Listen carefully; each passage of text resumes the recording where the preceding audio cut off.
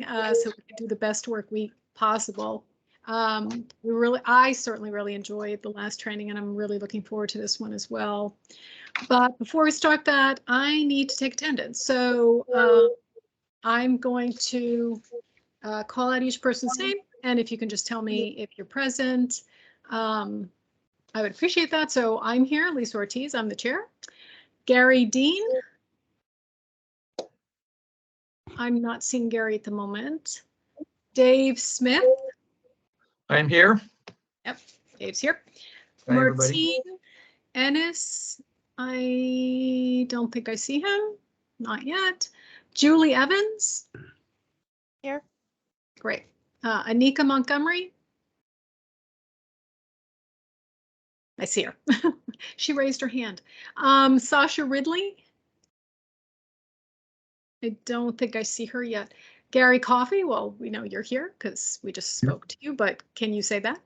I'm still here. You're still here. And Jim Miller. Yes, ma'am.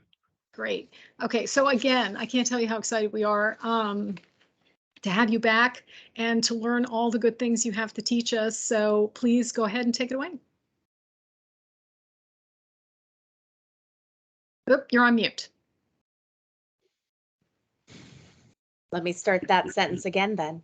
It's great to be back with you again. I enjoyed our last training as well, and so it is really nice to be able to see all of you back for more, even after sitting through 3 hours of it previously. So I can assume that all of you can see my screen now. Great. Yep. So all of you know who I am, but I have brought someone with me this evening who will be taking on the training in regards to the investigations piece. So I just want to take a minute and let Jason Wechter introduce himself. Jason? Yes, well, I feel my experience pales compared to that of Gary and Jim's, certainly in terms of the breadth of places that I'm sure they've worked. But I've been an investigator for 43 years, none of that in law enforcement. I started out doing criminal defense investigation. In 1983, I went to work as one of the first employees for San Francisco's oversight entity, the Office of Citizen Complaints, which investigates complaints against San Francisco police officers. It was a newly established agency, unfortunately, got off to a very poor start. So after a year, I went to the San Francisco Public Defender's Office. I returned to the Office of Citizen Complaints in 1998, was there for almost 20 years. And during that period, I became involved with NACOLE and served 7 years on its board of directors. I spent 3.5 years doing EEO investigations for a public agency, and now I'm a supervising investigator for the Oakland Community Police Review Agency, which investigates complaints against Oakland Police Department officers. And I also am about to start sitting in the seat that all of you are in. I'm a newly appointed member of the San Francisco Sheriff's Department Oversight Board. So you folks could have a lot to teach me in that respect.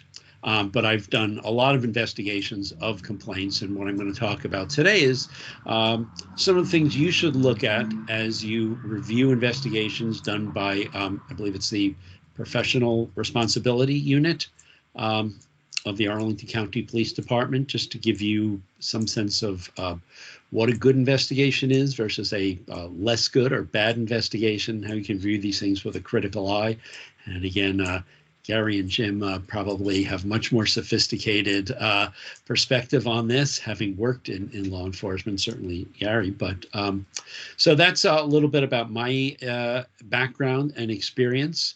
And as we go through this, please, if you have questions, ask them at the time rather than saving them. I like this to be as interactive as possible.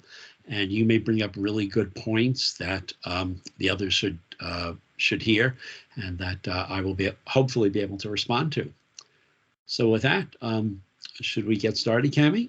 Yes, thanks, Jason. But before you dive in, I just want to talk about exactly what we're going to be covering. So today we are going to be talking about effective practices in conducting and reviewing investigations.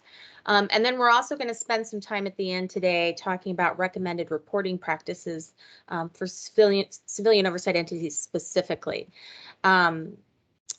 I would like to take just another moment before you start, Jason, and just see if there are any other questions or comments that anybody has from the last training module that we did that came to mind afterwards. Any additional thoughts? I always like to take a little bit of time at the beginning for people to have a chance to ask those questions.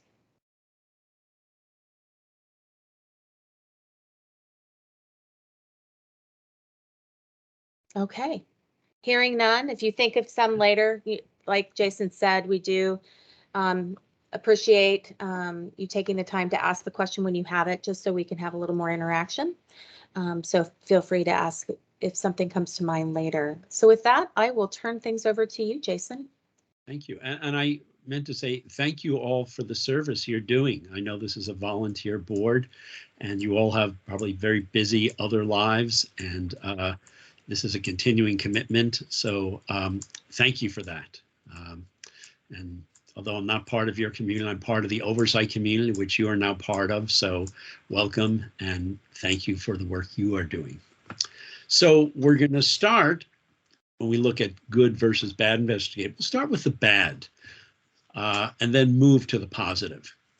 So we'll talk about some of the characteristics of what you could call a bad or deficient or less than ideal investigation, or whatever type of nomenclature you want to use. So if we could have the first slide, please, Cami. So first of all, it's going to have a poor investigation is going to have a narrow focus. So you may start with a complaint about a specific part of an encounter that an individual is upset about. And poor investigation will just focus very narrowly on the allegations that the complainant specifically makes, and will ignore other possible misconduct that is not raised by the complainant. So most members of the public are not going to be familiar with certain seizure law or laws about detention, or with your police agency's internal regulations or the training officers receive. But the investigators conducting those complaints are familiar with that. And they should be able to look at the entire encounter and say, is there anything here that the officers did that was not in compliance with their with the agency's policies, with the law? Because this is, as an administrative investigation, the goal is not just to address the complaint from a member of the public, but as a management tool to identify deficiencies in the performance of their employees. So this would be true for any employer. If your employees are deficient in how they interact with members of the public or your customers, let's say, you want to be aware of that and you want to remediate that. And that may involve different training, it may involve different supervision.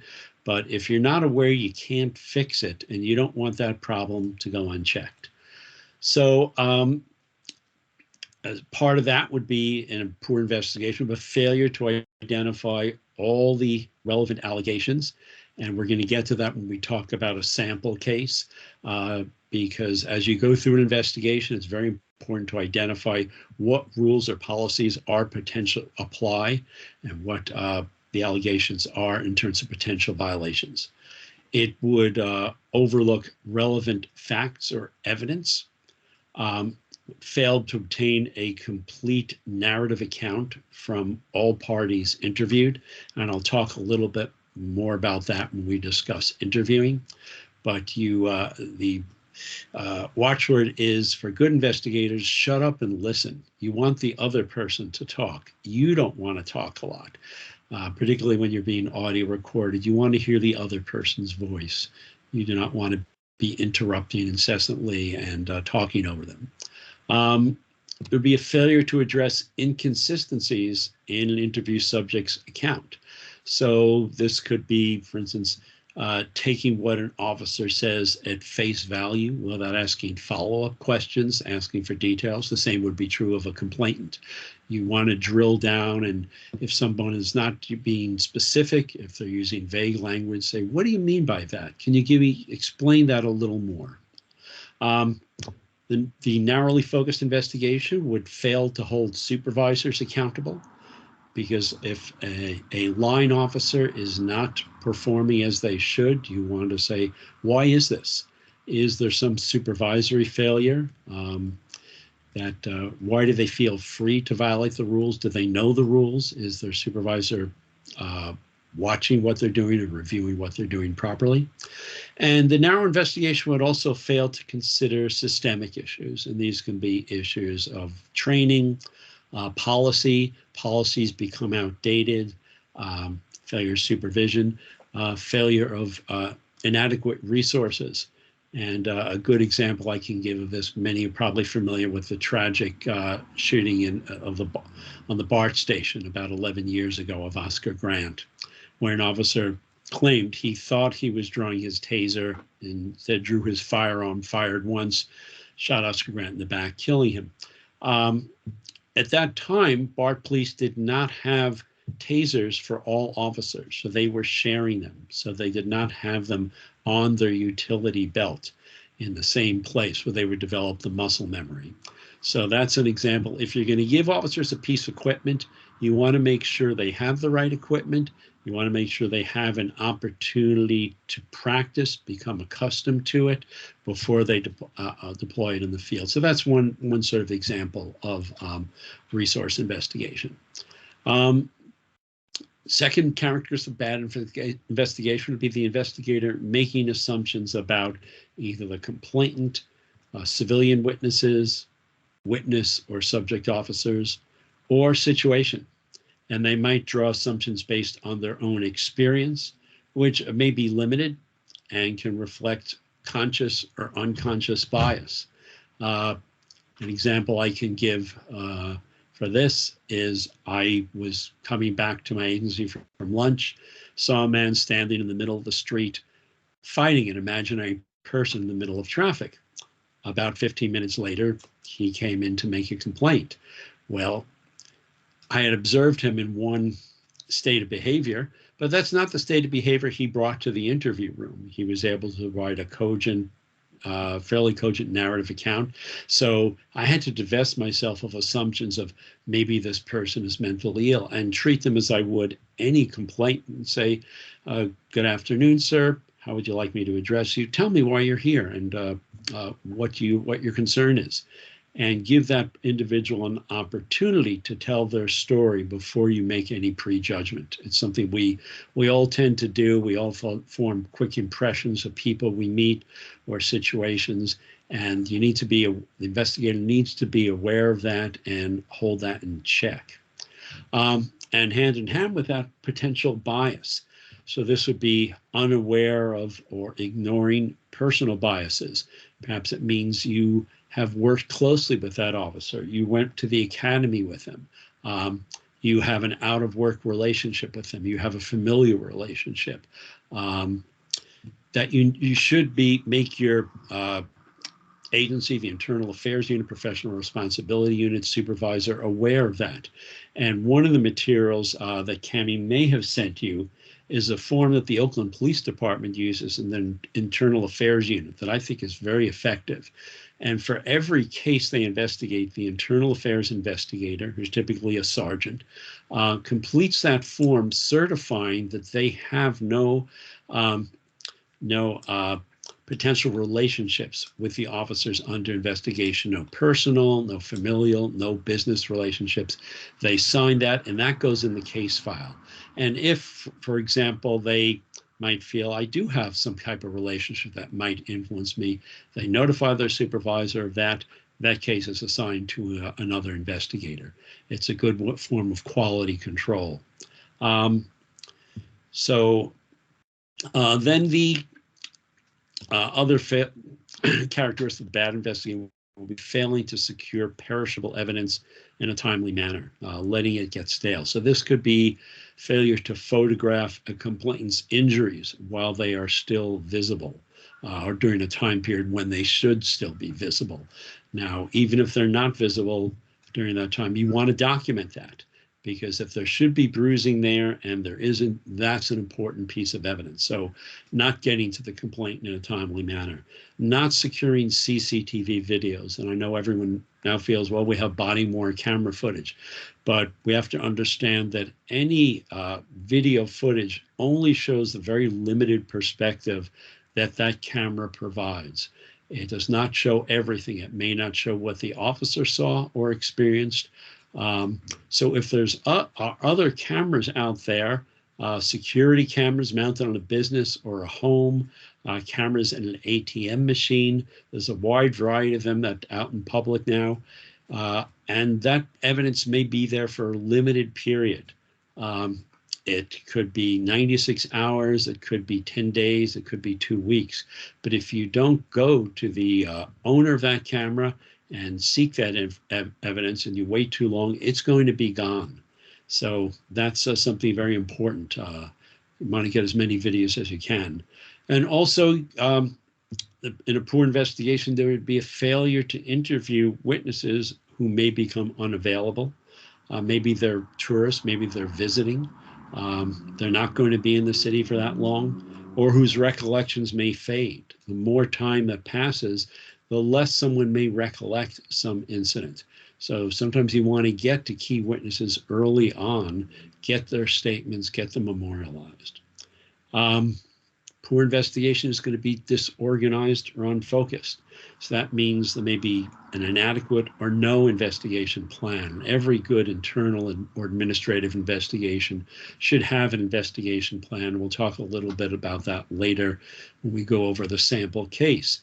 And that's a document that's going to evolve. It's going to identify the issues brought forth by the complaint and the allegations, identify the potential evidence, documentary evidence, physical evidence, and human evidence, potential witnesses, and it will evolve as the case goes on. But if you don't have a roadmap, you can't be certain that you're following the right route to get to the destination.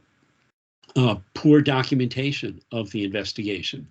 You want to have some record of everything that was done that was significant. If you make a phone call attempting to contact someone, that needs to be documented. Again, it's a matter of quality control. It's a matter of establishing a record upon which a finding is going to be based. And then there would be unjustified or unnecessary delays in the investigation. And some cases are going to require a very prompt response. If someone comes in with a complaint that day, and since something happened 2 hours ago, there may be witnesses out there that you want to get to very quickly. Whereas if someone comes in 5 or 6 weeks later, well, that may not have the same time critical elements to it. So if there are delays, you want an explanation and they need to be justified. Then we would have poorly done interviews. For every interview, the interviewer should establish rapport with the individual. You treat everyone with the same level of respect. When I would meet a complaint, I greet them, say, "Sir, ma'am, how would you like me to address you?" And I want them to have control. If they say you can call me by my first name, that's fine. When I interviewed an officer, I always referred to them as Officer so-and-so, unless they asked me to refer to them by their first name. Again, you want to show same level of respect, no favoritism, not treating anyone differently. You want to establish rapport to put someone at ease. This is particularly important with complainants, but also with officers as well. Coming in to make a complaint is not something people are familiar with. They're dealing with the bureaucracy. If you're coming into the police agency, you're coming into an agency with people with guns on their hips. And they may be talking about situations that were very emotionally laden for them, that may have involved some trauma. So you want to put someone at ease, explain what's going on, explain the process a little bit, make them feel comfortable. And the same, as I say, can also be true of police officers. We have to recognize that many of their encounters are emotionally laden and may be traumatic, particularly those involving use of force, where they have a resisting suspect, where some significant element of force is used, where someone is injured, where they or another officer may be injured. So you want to do the same sort of rapport building. You want to make it less bureaucratic if you can, staying within professional boundaries, but recognize you're dealing with a human being. You're a human being trying to relate to them in that way. Mentioned you don't want to have differential treatment of civilians and officers. So mentioned the investigator in a poorly done interview would talk rather than listen. Investigator unnecessarily interrupting. You want to get as much of a free-flowing narrative as you can within reason. If someone is digressing and starting to spend a lot of time talking about past incidents that are not germane to this incident, about things they did that day that may not have relevance, about interjecting a lot of opinions, you want to gently bring them back to the subject at hand, because what you want to get is if possible, a step-by-step narrative chronology of what happened. And that may involve a lot of follow-up questioning, but you want to at least give them that opportunity to make their statement. I found that often what someone who's making a complaint wants is feel heard, feel that someone in a position of authority is going to listen attentively to what they have to say, take it seriously, and give them an ear. And sometimes they just want to have that feeling of being heard and listened to and getting that off their chest. Another hold on, a poorly done interview with investigator who asks leading or closed questions versus open-ended questions. So leading question would be one that would suggest an answer, or has a very closed-end question, which would be just a yes or no question. So open-end questions are questions that have what, where, how, as opposed to an example of a leading question to an officer might be, did you fear for your safety at that time? That's something you want the officer to volunteer on themselves. A better way of phrasing that was, tell me what was going through your mind as this was going on. That does not suggest any potential answer. Then there'd be a failure to obtain relevant details. Again, you want to go back over the incident with someone and say, okay, you mentioned this. Can you tell me more about that? When you say the officer roughed you up, can you explain that? And you would drill down, okay, which part of your body did the officer make contact with? And how do they make contact with it? And let them provide that information. Was it an open hand? Was it a fist? Was it a foot or knee? All those things may need to be clarified. People, particularly people who are not trained at storytelling, as police officers should be, may give a disjointed account. They may speak in generalizations or abbreviations. They may skip over things. They're focusing on the things that are significant for them. But as an interviewer wants to get all those details, wants to have no gaps. If there are gaps, they want to understand why they're there. Maybe someone wasn't paying attention. Maybe they didn't see that. Maybe they weren't aware of that. Maybe they don't recall that. But you want to, if possible, explain some information, some reason for that gap. And lastly, characteristic of a bad investigation would be poor analysis for the findings. This could be a one-sided or incomplete summary of the evidence. And that's why I talked about documenting the investigation being very important. Now, I don't know whether your agency, your police agency, with a professional responsibility unit, summarizes interviews, where they have them transcribed. Transcription obviously is preferable. You can write a summary from that. That way you have the original source document, but all perspectives should be presented when you make that summary and reach a finding. You don't want to leave out significant information. You don't want it to be one-sided. You don't want someone who's going to come in and review it to say, this was relevant and wasn't included in the summary in your analysis. And then there would be a lack of credibility assessments of the complainant, witnesses, and officers. There are clearly established credibility factors in state and federal law. I don't know what they are in Virginia. I'm sure that Gary is familiar with the credibility factors from federal court. I'm not going to go over them here because they're kind of lengthy, but those are something that should be included in every investigation, some assessment of each individual's credibility. So if we can go to the next, before we go to any questions? Okay, let's go to the next slide, please. So now we can talk about the good investigation, go from the negative to the positive. So the good investigation is going to have an open, flexible approach, recognizing that there's no one size fits all for every investigation. Obviously, you want to do things consistently, but you have to have some flexibility. You have to have a variety of tools in your toolkit and use the appropriate tool for each task. So this would identify all the possible violations, including those not raised by the complainant, consider possible systemic issues that I mentioned, holding supervisors accountable when warranted. It would be systematic. It would drafts, follows, and updates the investigation plan, identifying the relevant evidence and witnesses as you become aware of new evidence and witnesses as you go on. It's going to identify all of the relevant policies, rules, and training relevant to the officer's actions. And sometimes you want to go beyond the policies. You want to find out how the officer is trained. So you may want to talk to the subject matter expert, the person who does that training at the academy, or who did it when that particular officer went through the academy or went through their most recent continuing education, advanced officer training.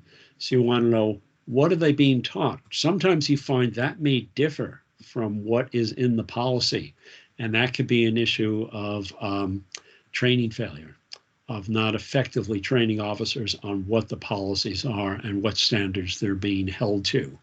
Many agencies require officers to certify that they've read a policy. Often they will have roll call trainings, but a systematic approach can look at the trainings that are given, the PowerPoint presentations, find out how they're given, do they document attendance, is this information being clearly communicated so all officers understand it? You can't hold an officer accountable for violating a policy if they haven't been adequately trained on it, if they don't know what the standard is. And in some agencies, that has been a failure. They may adopt a policy, but they may not effectively ensure that all officers are thoroughly trained on it. You're going to have clearly document the investigative steps. It's going to be thorough in terms of gathering all the necessary documents and evidence. Now, that's not going to be everything in the entire universe of what's out there, but it's everything that's relevant and addresses an issue or question.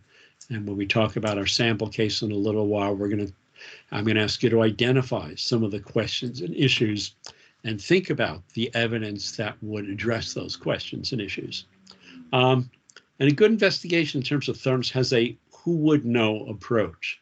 And who would know is a phrase I got from an investigative reporter named Don Ray. I worked as a journalist many years ago. And the who is very broad. It can be a person, it can be a document, it can be a piece of evidence, a photograph or video. It's something out there that's going to give you a piece of the puzzle, that's going to help you understand what happened. Answer a question, address an issue. So it's that looking at what could be out there that might be useful to me and not having that narrow focus, having the broader focus. And also the thoroughness is going to avoid assumptions about people or evidence. And sometimes that needs to be a conscious process. And the investigator needs to say, am I making a prejudgment? Am I forming opinions too quickly? Am I making assumptions without all the evidence. You know, we're a society where everyone has an opinion, and we're very focused on what's your opinion. Well, a good investigator is going to try and hold their opinion in check until they have all the evidence, much the same way jurors are instructed not to form an opinion until they've heard all the evidence, until they've been instructed by the judge. A good investigator needs to keep reminding themselves of that until they have all the investigations complete, they really can't start forming an opinion, analyzing it, because that can limit how you view things. It can color how you view things, jaundice your focus, and you may start developing some tunnel vision, neglecting to see certain things, and that can lead to an unjustified analysis, potentially an unjustified finding. And excuse me, it's going to be timely. It's going to identify and secure the perishable evidence, such as the injury photographs, the CCTV video, interviewing the witnesses who may become available or whose recollections may fade. The investigators are going to be patient, respectful, and thorough in their interviewing. They're going to recognize the emotional content of the interviews. There's some good trauma-informed training for investigators, and that's something you might want to look into. What training do the internal affairs investigators receive? What potential training might be out there that they would benefit from?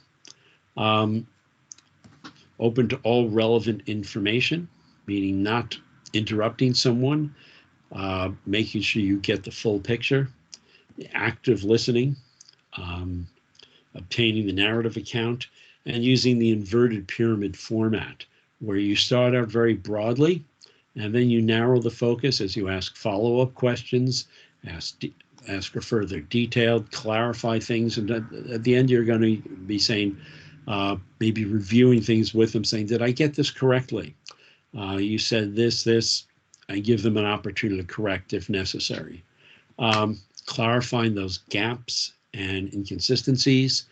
If someone says something at one point and then says something different, you need to ask about that.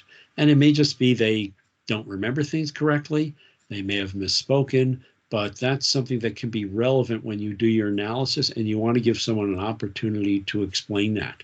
If there's an inconsistency between what they have said and other evidence, video, body-worn camera footage, documents, you want to give them an opportunity to potentially explain that and get some understanding about it. You obtain the sufficient details, and you open the door for future contact. At the end of every interview, the interviewer should say, is there anything we haven't discussed that you think I should know? Anything I haven't asked that you think I should have? And then I would always tell people, we've all had the experience that we have a conversation with someone, we go for an interview, half an hour or an hour later, we think, I should have told them X. And that may happen to you. If it does, please get back in touch with me. I want to know that. Open the door for future contact. Say, is it okay if I call you if I have any additional questions? But you also want to make them feel that they're welcome to contact you if they remember something else, if they have some clarification, if they learned something new, if they ran into someone who said, I saw what happened, that they will get back to you with that information. And you want to be as open as possible on those things.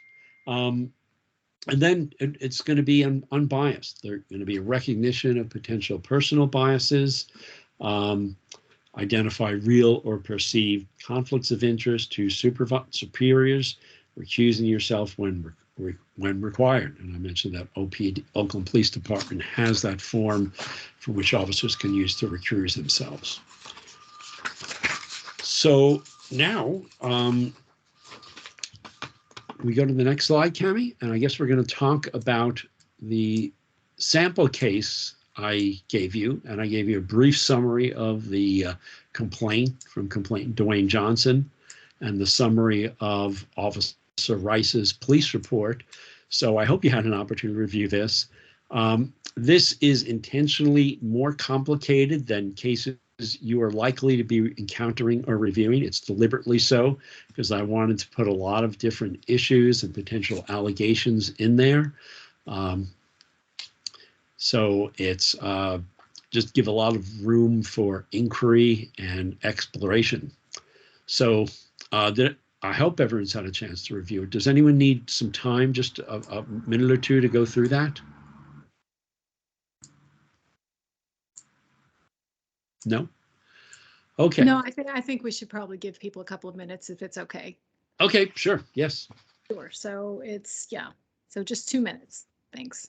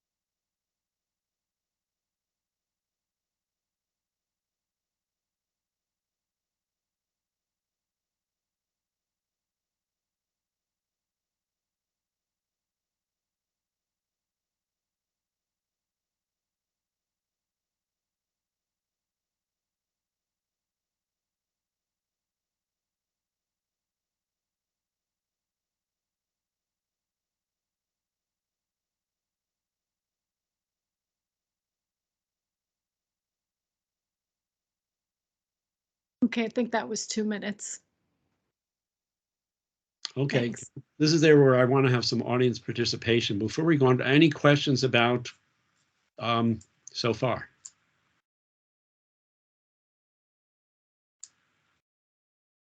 Okay, so here we're going to have a practical exam. We're going to talk about what the investigation into this complaint would look like, what are the issues and questions that it raises, and what investigation needs to be done to address those issues and questions. So first we want to look at the legal questions and issues. And can we go to the next slide? So what are the elements of the two criminal offenses here? So we have assault of a police officer, wearing a hat in the theater. So the investigator want to look at what do those statutes say. We're going to look at what is the department rules, what are the department rules on use of force. We have multiple uses of force here. So we would have justification and procedures for use of a taser or electronic control device, for a baton, and for use of a flashlight as weapon.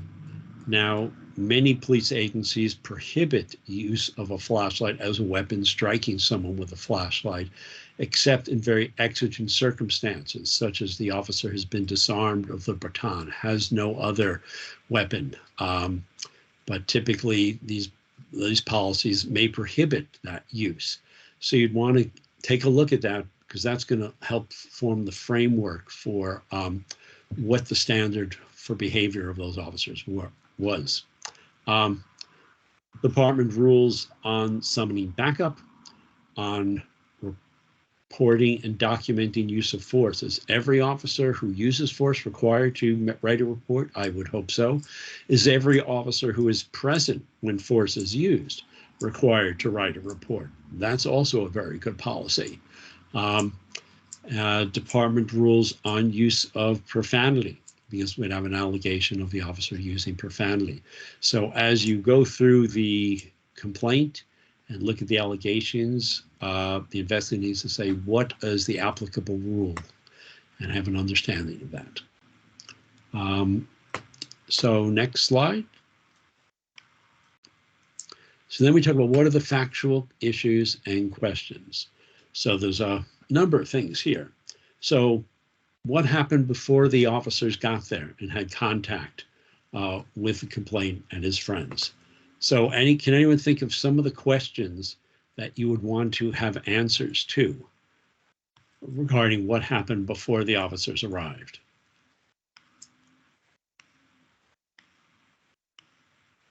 Well, the summary suggests that there had been complaints about noise. I guess you'd want to verify that someone had actually complained about the noise. Mm-hmm. Yes, very definitely. Anything else? What might have flowed if there had been a complaint about the noise? What other steps in that process might we want to look at?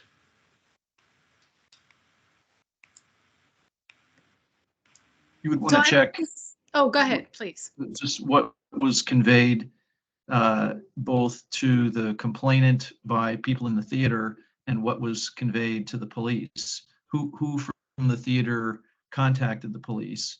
Was it another patron? Was it somebody from theater management? What was said? What was their articulable suspicion or probable cause? What information did they bring into the theater? And then the complainant says that no one told him that they were being loud, and you need to verify whether that's true. Yeah, absolutely. Very important to set the stage for the incident. What did the officers know before they arrived? And that's going to be reflected in the communications record, in the audio recording of the communications, and also on the information that they may get over their mobile video terminal, mobile display terminal in the vehicle. And it may go electronically or may not be an audio broadcast. But when they pull up to that location, what do they know? And that might also involve what they know about that particular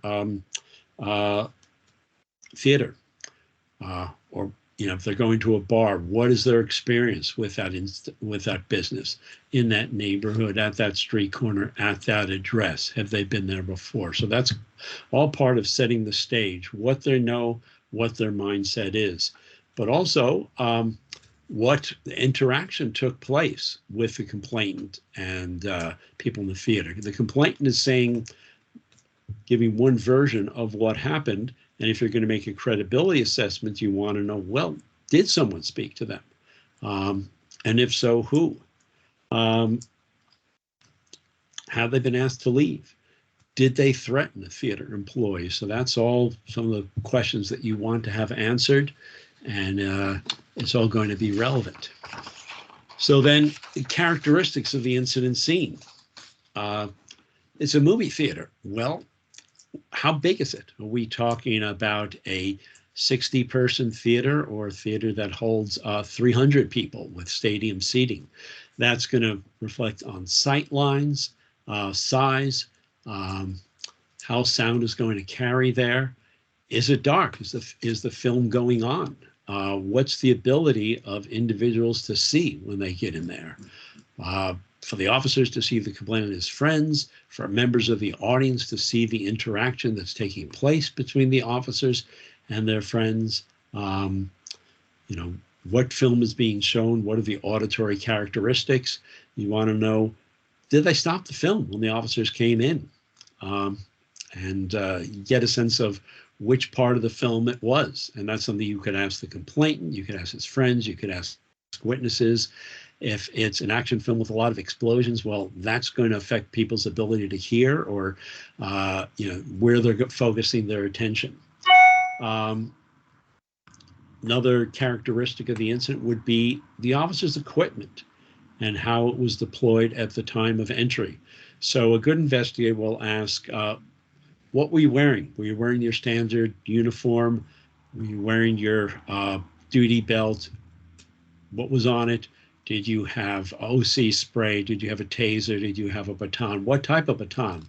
Was it a wooden baton? Was it an expandable ASC baton? It just kind of sets the stage, so you understand what each party is. It enables you to visualize what's happening as someone describes things. Okay, what about the interaction in the theater? What are some of the things we want to know? What are some of the questions there?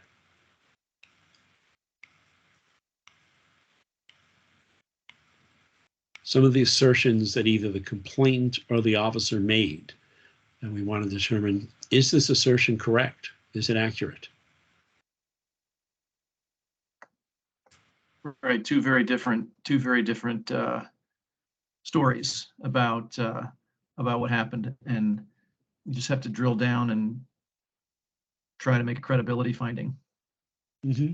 Yes, and that's why you want to get answers to a number of things about what was happening. Any thoughts on some of the questions, or some of the issues that you would want to have answered that come from the complainant statement and the officer's report?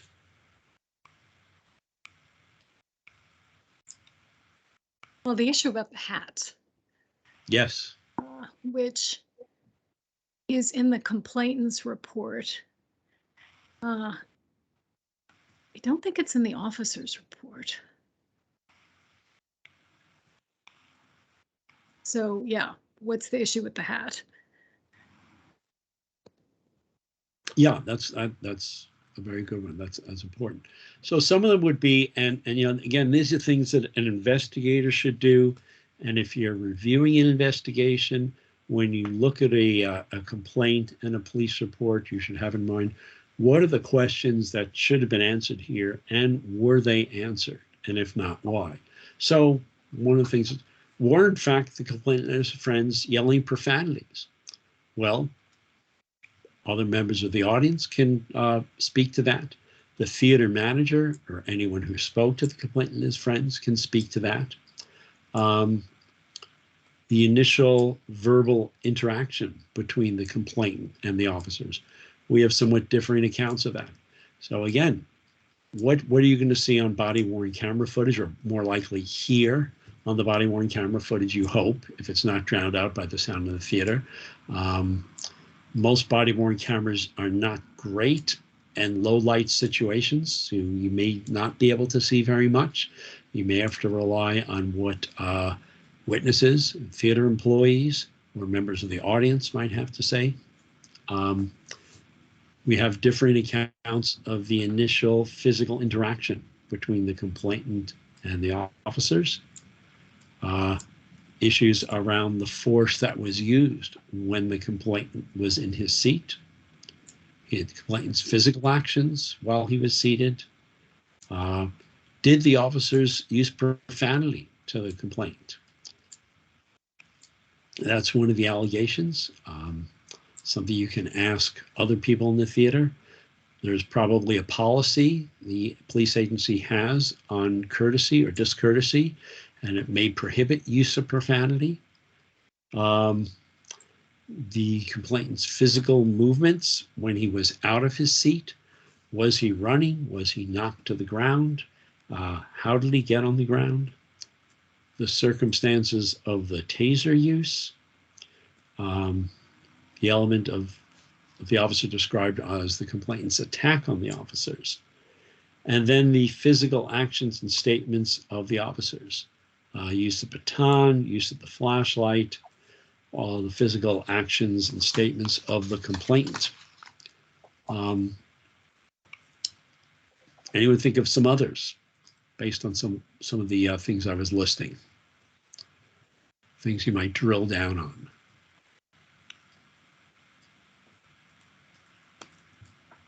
So, for example, the location of the struggle on the floor, how the handcuffing took place, and very importantly, the cause of the injuries, to the lacerations to the complainant's head.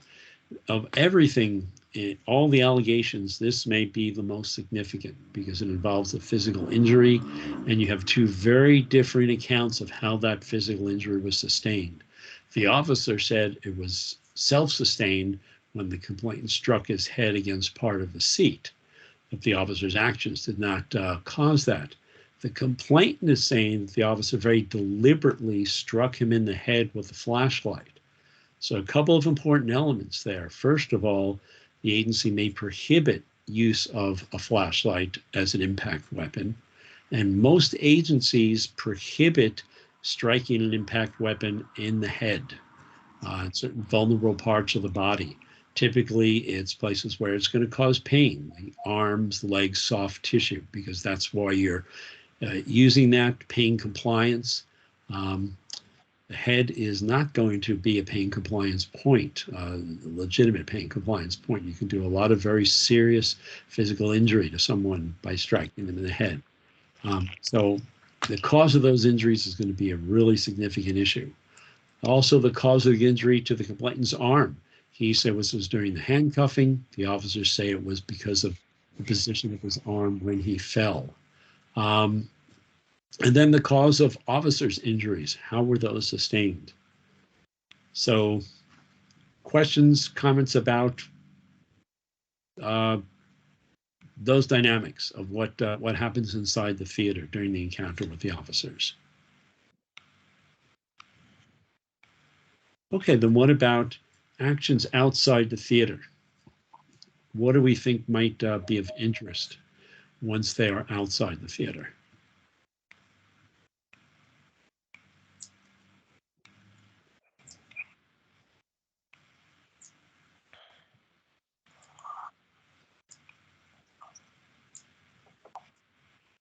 Okay, well, we have different accounts of the behavior and the statements of the complainant and the officer in the ambulance.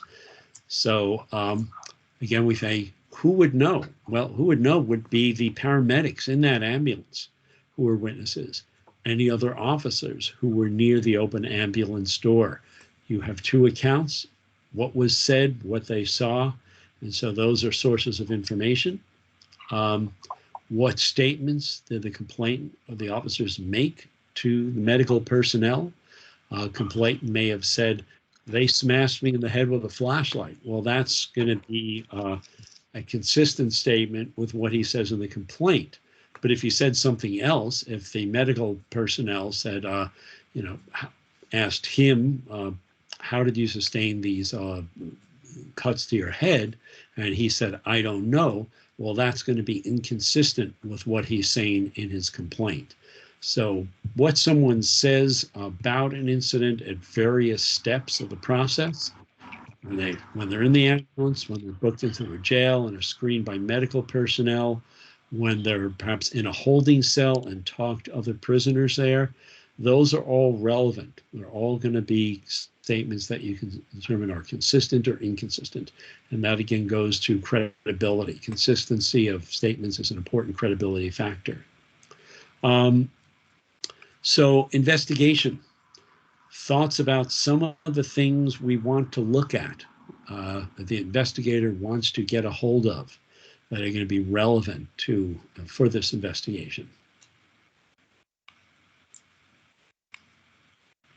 Kind of based on the things we were talking about earlier.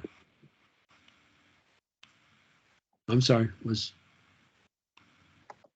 I was going to suggest some things that I would look for in an investigation is like training records, disciplinary history of the officers, any other relevant incidents, or even if there have ever been any particular incidents with this particular person. Mm-hmm. Yes. Yeah. The number of errors you would want to look at there. One thing would be, have these officers ever arrested someone for wearing a hat in the theater? have any officers arrested people for wearing a hat in the theater? Is that one of those old 60-year-old statutes on the books that's never been removed and is never enforced, but suddenly it was pulled out here? Or is it enforced perhaps on a particular class of individuals that might have something to do with race, ethnicity, gender? Is it enforced uniformly? The complainant has said other members of that audience were wearing hats. Well, that would be something to look at. What is the officer's histories? Now, again, that may not have relevance as to whether they did or did not commit the actions the complainant claimed in this case, but you do want to see, is there consistency or inconsistency with how they are applying the law and various rules. But things specific to the allegations brought forth by the complainant or that are mentioned by the officer, what are some of the things we would want to gather that would address those the issues raised by the complainant and the officer? Any thoughts on those? The relevant documentation from basically everybody, you know, including the officers, the medical people. As you said earlier, any of the body worn camera, all those things that were discussed earlier. I mean, was there anything that anybody in the theater, a management person who has, you know, relevant information prior to the incident? Yeah, absolutely. And as you were saying, medical people, also medical records, complainant's medical records. So to obtain those, the investigator would want the complainant to sign a HIPAA release, because you can't obtain those medical records without that. But obviously we have what documentation was done of those injuries. Were photographs taken as part of perhaps a use of force investigation?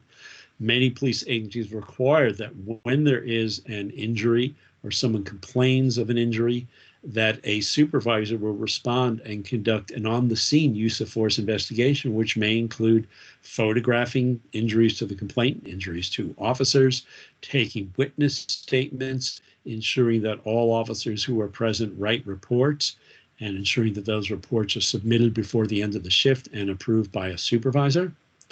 Are photographs taken of the officers' injuries? Is there other documentation in terms of their personnel records? In other words, what documents would shed light on whether you can prove or disprove any elements of what the complainant said or what the officer said? And then some other things. So one of the factors you look at in use of force incidents, the U.S. Supreme Court has set these out in a well-known case, Graham v. Connor, things like the comparative size and strength of the officers and the complainant. So are these officers each large, very strong people, or are they small? How do they compare in size to the complainant? Height, weight, physical condition. So age, training may all be relevant to that. The tenure, training, and prior experience, let's say, of Officer Rice. Is Officer Rice a very experienced officer who's made numerous arrests? Is he someone who previously taught at the academy in control holds and use of force? Or is he a fairly new officer who maybe has not made a lot of arrests? What is the complaint history and similar, as you mentioned, similar incidents involving Officer Rice or Peterson? The complainant's medical history of injuries. So he's claiming that there's an injury to his arm. Well, did he have a pre-existing injury to that arm that might have made it more susceptible to re-injury? And these are things that subject matter expert here might be a physician. It might be in San Francisco. We would often take medical records to the medical examiner and show them photographs, and they could give an opinion on whether this injury is or is not consistent with a certain cause. Would it be consistent with making contact with a floor? Would it be consistent with being struck with an impact weapon, such as a flashlight? That's all going to be very relevant evidence for when you analyze, do an analysis and reach a finding.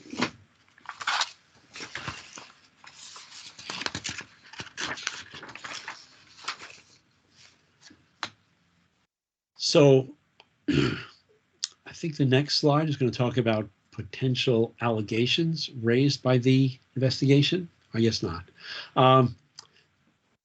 So what are some of the allegations? Officer Rice ordering the complainant to remove his hat. Officer Rice telling him to show her some respect. Selectively enforcing the no hats law. The arrest of the complainant, was that justified? The force used by the officers, and again, you want to break down each specific use of force. There's the grabbing the complainant's arm and trying to take him out of his seat. Use of the taser is a very separate set of force that may have different elements of the use of force policy applying to it. The striking the complainant in the head with a club, flashlight, or other impact weapon. The injury to the complainant's arm, was that control hold when he was handcuffed appropriate? Was it in compliance with department policy and training? Should the officers have been using profanity? Was that a violation of department policies? And the threat to the complainant in the audience, in the ambulance, would likely be a violation of one department policy. So it's important to go through all the things the complainant has said, identify the policy that applies, and make sure you have all the allegations listed. And those would all be in the investigation plan. So let's now look at the investigation plan for this case. So we talked about the police communication records, what the officers knew when they arrived, the audio recording of what they were told by dispatch, any communications they made, not just officers, the responding officers, Officers Peters and Rice, but officers who responded as backup. And here you have a call for backup. Now, was that, the audio of that can be very relevant. If the officer's voice sounds very panicked, out of breath, as though they're engaged in a struggle, that's going to reflect one way on what was happening there. However, if it's calmer, more relaxed, that's going to reflect a different type of potential situation that's going on at the time they ask for backup. Obviously, the written statements that any of the officers prepared, you want to see when they were prepared, how close in time to the incident were they. Typically, they should be prepared before the end of the shift. You also want to look at, were they approved by a supervisor, and when were they approved? Any use of force reports, either by those officers or by a supervisor. Any incident report prepared by the theater. If there's an incident in that theater, are they required to prepare an internal report? If the police are summoned, are they required to prepare an internal report? They may have a narrative account from whoever had an interaction with a complainant and his friends, possibly giving them a warning, who may have been present when the police were there, who may have accompanied the police into the theater and may have witnessed that. So that's going to be an important document to obtain. Names and contact information for audience members. Any ideas how we could get those? Sure, people went to movie theaters, certainly before the pandemic, but think about how you might have paid for your ticket. Maybe you bought it online in advance using a credit card. Maybe you bought it through Fandango. Maybe it was a theater chain and you're a member of that chain's frequent attendee club and you get a discount. So those are all potential ways to potentially identify people who were in the audience. Obviously, if someone paid cash, that's going to be much more difficult. But again, it's a matter of thinking, who would know?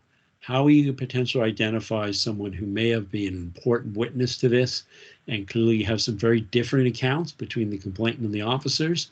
So civilian witnesses are going to be very important if you don't have some dispositive evidence from body-worn camera footage. Complainant said one of the audience members said they were filming with their cell phone. Well, typically cell phones have worked better in low light than body-worn cameras do. So they may have captured more. So if some member of the audience was filming with their phone, that would be really valuable evidence to get a hold of. The ambulance dispatch and incident records, those will typically be different from the police records.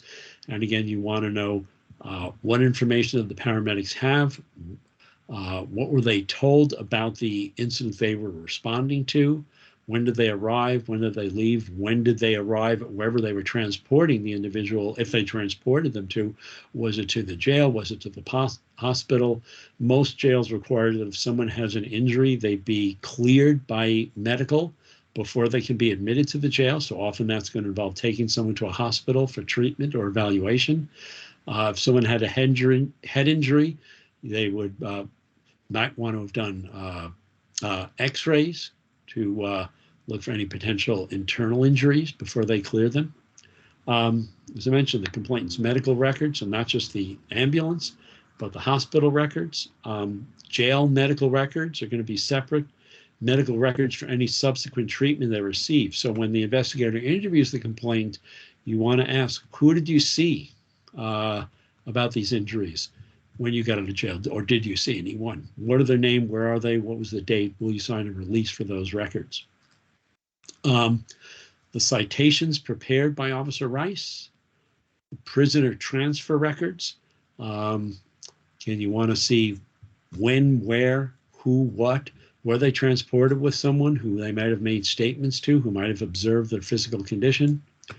The booking documents, sometimes they will have a photograph of the individual attached to those, inventory of property, mugshots or other photographs taken by the police or jail staff. Again, those are all going to be relevant for potentially documenting injuries, showing what the individual looked like at the time of their arrest.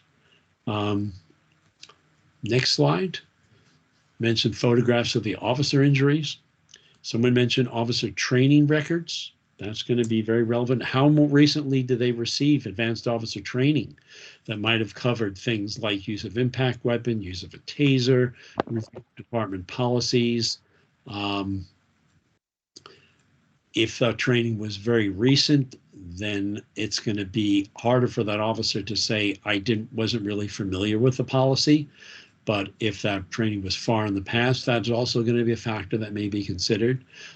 In Oakland, when a case is sustained before discipline is imposed, there's a document prepared that lists mitigating and aggravating factors that will work towards elevating or diminishing the range of discipline for that particular offense. So aggravating the factors would be, let's say, an officer's experience, recent training, level of responsibility, past history of violations. Mitigating factors might be lack of experience, lack of training, inexperience with a certain situation, no prior record of disciplinary action, commendations, things like that. So those records can be very relevant at one point of the investigation. Records of that officer's previous taser discharges. How often are they discharging a taser? And do those discharges, are they in compliance? If that officer has previously had several improper discharges of their taser and had been counseled or trained on it, again, that's not just going to be an aggravating factor, but that's going to be something you're going to ask them about, saying, have you had prior experience? What did you learn from that? Were you familiar with the policy? Why is there a repetition of this behavior? Dispatch records of police responses to that theater. Are they coming out frequently to noise complaints? Are they making arrests for people wearing hats in that theater? Do they have a particular view of that theater? Do they feel it's a theater where there are troublemakers, where they have a lot of problems, where they've gotten into physical encounters with people? Or is it someplace that they never respond to, where police response is very infrequent? As we mentioned, records of arrest for wearing a hat in the theater, records of arrest by those officers, records of arrest by those officers for assault on an officer and or resisting arrest.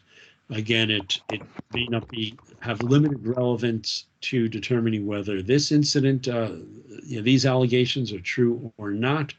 But if an officer has repeatedly made arrests for resisting that have been dismissed because they were not valid, that's something management may want to consider, and that the investigator may want to note somewhere for whoever is going to make a decision on how this matter will be remediated. And that, again, that could involve discipline, training, counseling, a variety of outcomes. And the next slide, I think. So some of the physical evidence, again, we talked about documentation of injuries. Obviously, the body-worn camera recordings, those are one of the first things you're going to look at because they may have some very relevant evidence that could potentially very quickly elevate this to a criminal investigation. If you look at the body-worn camera footage and you can clearly see that the officer struck the complainant in the head with an object, that he did not sustain those injuries from falling and hitting his head against the theater seat, well, now you have a potential criminal case for assault under color of authority, for potentially lying in a report. The criminal investigation is likely to take precedence over the administrative investigation, particularly because information can flow only one way. It can flow from the criminal investigation to the administrative investigation, but not the other way. Because in an administrative investigation, officers can be compelled to give a statement. They cannot be compelled to give a statement in the criminal investigation because of their Fifth Amendment right against self-incrimination. So when an officer makes a statement in an administrative investigation under threat of discipline, that evidence cannot be used against them in a criminal case. It should never go to the criminal investigation because that can taint the entire investigation, lead to any charges being thrown out. So that's why the criminal investigation is likely to take place first, the administrative investigation later on. So every agency has their own protocol about that. The CCTV footage from any cameras inside or outside the theater. And again, you want to be able to look at this incident as you would a film. Any documentation you can have that can prove or disprove any element of what either the complainant says, what witnesses say, what the officers say. Is it accurate? Is it truthful? Is it documented? Or is it contradicted by other evidence? And CCTV footage is going to be a very valuable form of evidence. You would want to get photographs of the clothing the complainant wore at the time. Are there bloodstains on that clothing? When you're interviewing witnesses, you may want to ask, they may identify someone by the clothing. I remember the guy in the striped shirt. I remember the guy with the blue hat. It may have been dark. That may be what they saw. People often have a clear recollection of what clothing someone was wearing than of more facial features. I mentioned any cell phone video from anyone in the audience. If you want to look at that officer's flashlight, and potentially they might want to confiscate that if this is serious enough, and see, is there blood on that flashlight? Is there DNA? Because again, if there's criminal liability there and the complainant's blood or DNA is on that flashlight, that's going to be very significant evidence in what's likely to be a felony charge against that officer for assault. Also, photographs of the theater, particularly detailed photographs of the area where the complainant and his friends were seated, And of those seats and of the area where that seat joins the floor, where the officer said the complainant struck his head, causing those injuries. And again, you want to get that evidence fairly quickly. You cannot guarantee that a few weeks or a few months down the line, those seats may have been replaced. They could have been damaged. And once that evidence is gone, it's going to be gone for good. Next slide, please. And any questions about any of the physical evidence I've been talking about? One other thing I'd add, which can be useful depending on the circumstances, is, and I think you mentioned it, but the cell phones, you referenced the photographs, but text messages from the complainants and potentially cell phones of the officers. Yes. For text messages, witness what we're just saying with Secret Service text messages. Oh, yes. But both, text message, you can text while you're watching a movie, and potentially complainant could be texting about facts relevant to the lead up. I doubt they're texting while the incident is going on, but anyway, just another thought. Yeah, no, absolutely. And that also goes to social media. People could be posting contemporaneously to social media. Members of the audience might be posting to social media. I just saw police brutalize this guy in a movie theater while I was watching so-and-so. So you would want to do potentially a check of social media, but you'd want to ask the complainant and his friends, were you communicating with anyone close in time to this while it was going on? Did you call anyone? Did you text anyone? Immediately after it happened, did you text the complainant's parents or friends or anyone to tell them what happened? Because again, those are going to be contemporaneous statements. If the officers are using department-issued cell phones, you have a right to access call records and text messages. In San Francisco, we had a very significant scandal involving officers exchanging horrendously racist text messages. Not on department cell phones, on personal cell phones. This came to light because of federal prosecution of some officers. And these were things along the lines of, let's burn a cross on these people's lawns. Really outrageous statements. But yes, officers could have been texting others immediately afterwards during the response there. They can also be exchanging messages on their mobile video terminal. So I'll be saying, oh, the backup officers or the officers Rice and Peters could be texting other officers like, oh, we're going to X theater, and they might make some very derogatory comment about the patrons of that theater that might reflect on race, ethnicity, other protected categories. These things do happen. If you don't look for it, you're not going to find it, but that could disclose some much more serious systemic issues there. So the investigator would want to potentially look for all of those things. So as you're reviewing investigations, you may want to ask, how are these records kept? Did you access them? Can you access them? What do they look like? I don't know if as part of your training you've done any ride-alongs. I found that one of the best way to understand police procedures and how things operate in the field. Ask them questions about the mobile terminal. How do you do that? What does that mean? Where is that recorded? How is it saved? What are these documents you're completing? What are they called? Can I get a blank copy of them? So you have an understanding of the chain of documentation, both hard copy and electronic. So you know what someone potentially could be looking for, looking at, that's going to fill in the understanding of what happened. Every investigation, every interaction, it's like a film, and you want to be able to make sure you see it from as many angles as possible, that you're able to slow it down.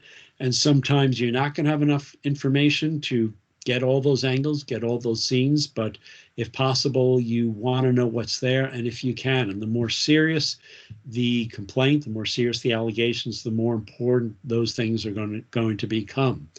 And again, this sample complaint had a lot in there. It had some serious allegations, but even if it didn't have the use of force, the injuries to the head and the arm.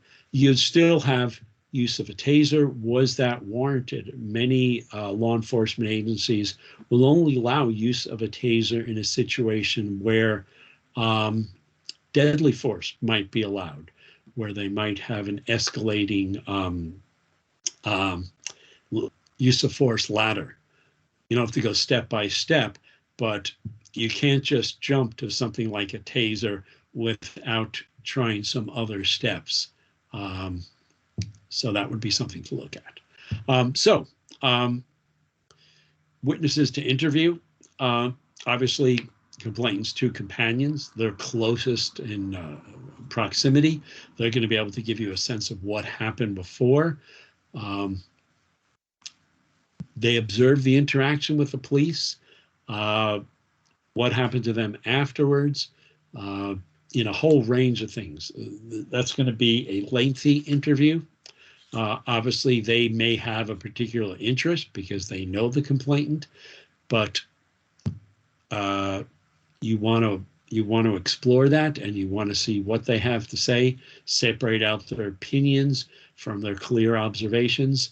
You also want to ask them, who did you talk about with this close in time?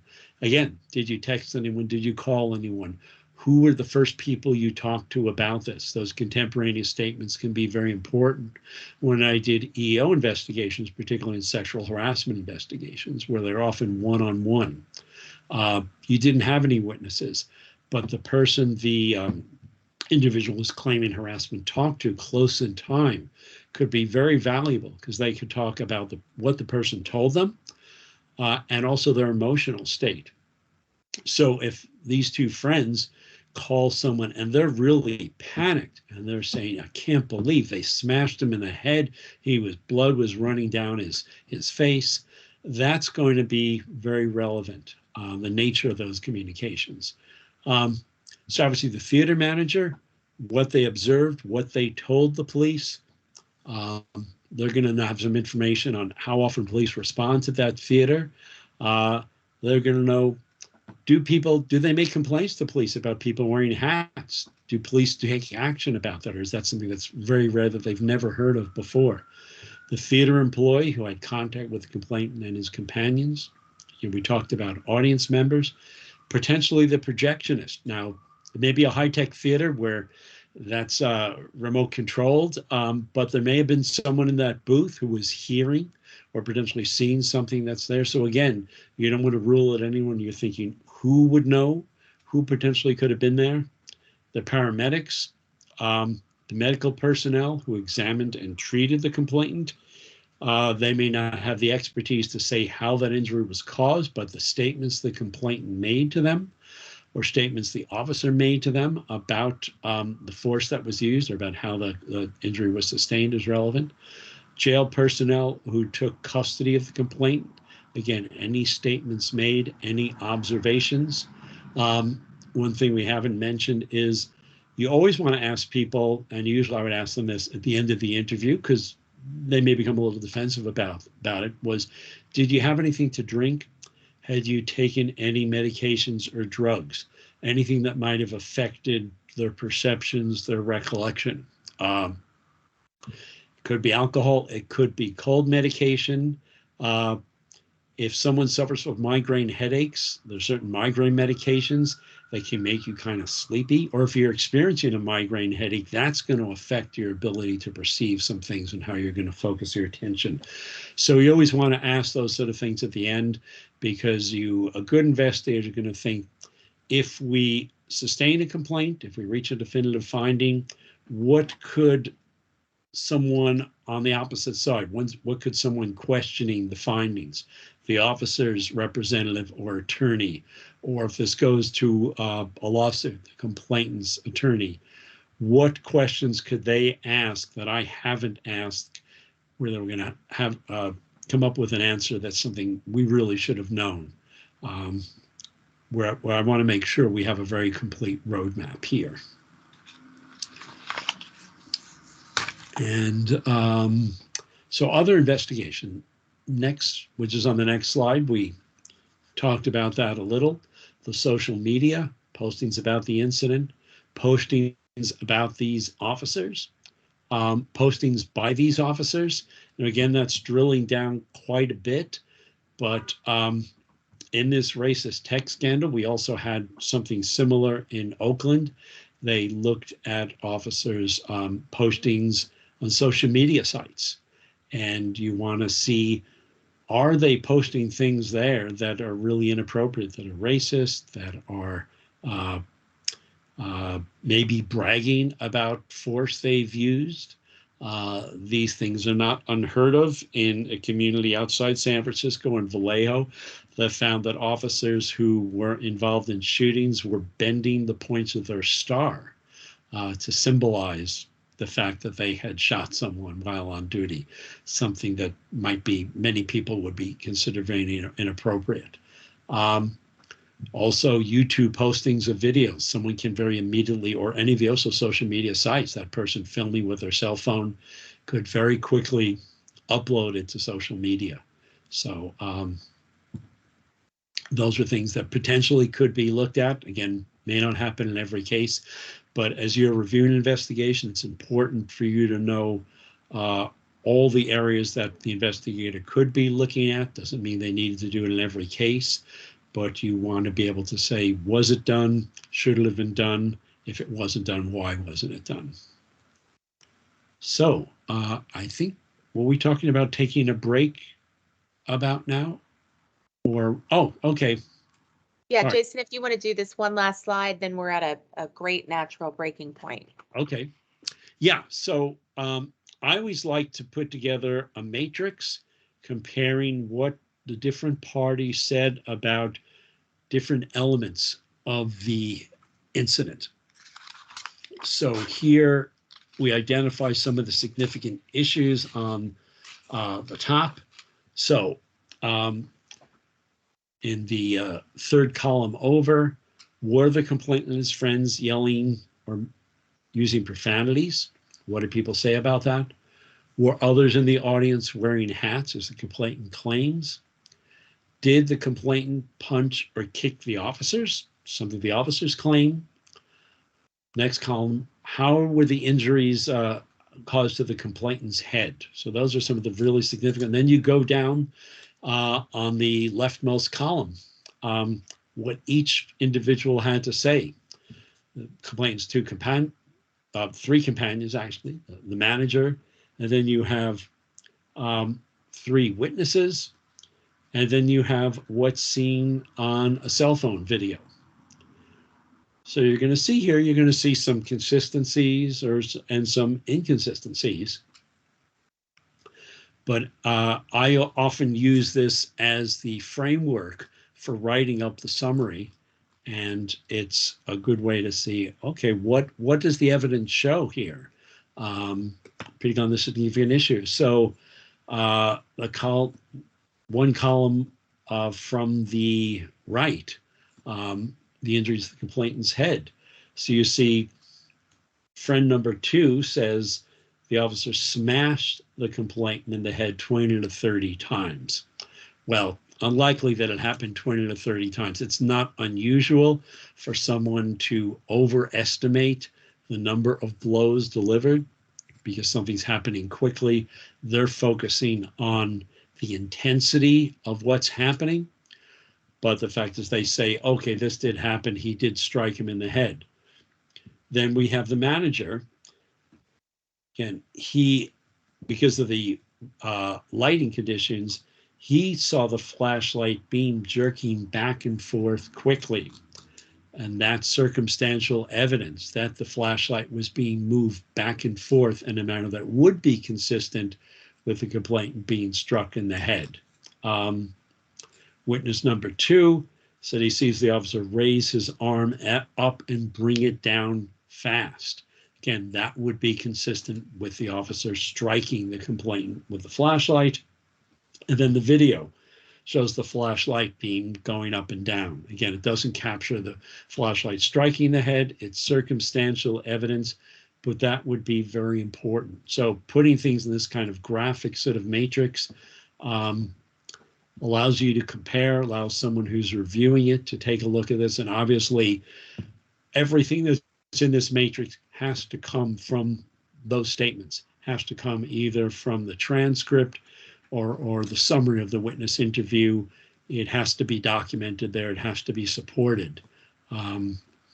This is just an abbreviation of it, but it's a very useful tool for contrasting what different people saw and getting a quick look at the evidence. So before we take a break, any questions?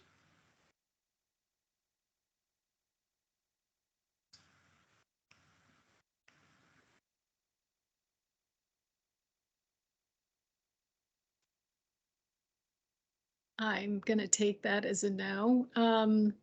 But before I take a break, I just wanted to mention how interesting I found all of this, and arresting somebody for wearing a hat in a movie theater is going to stick with me for a long time.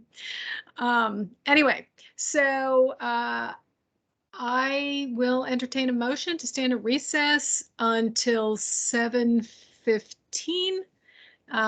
If anybody wants to make that motion. I move we stand in recess till 7:15. Great. Anybody want a second? I'll second the motion. Great. All in favor, say aye. Aye. Aye. Aye. Aye. Great. All opposed, say nay. Any abstentions? Nope. Great. So we're going to take a 10-minute break and be back at 7:15. Thanks.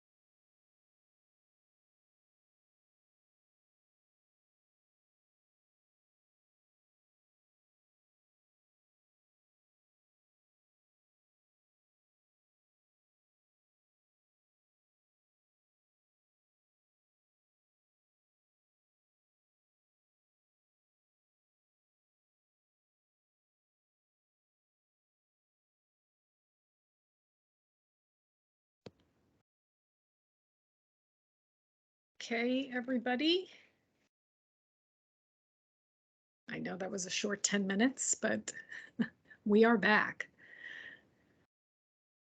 So I just wanted to remind, if I could just take 30 seconds to remind the COB members that we need to approve some meeting minutes after the training. So please don't log off as soon as the training is concluded, because we've got to do that.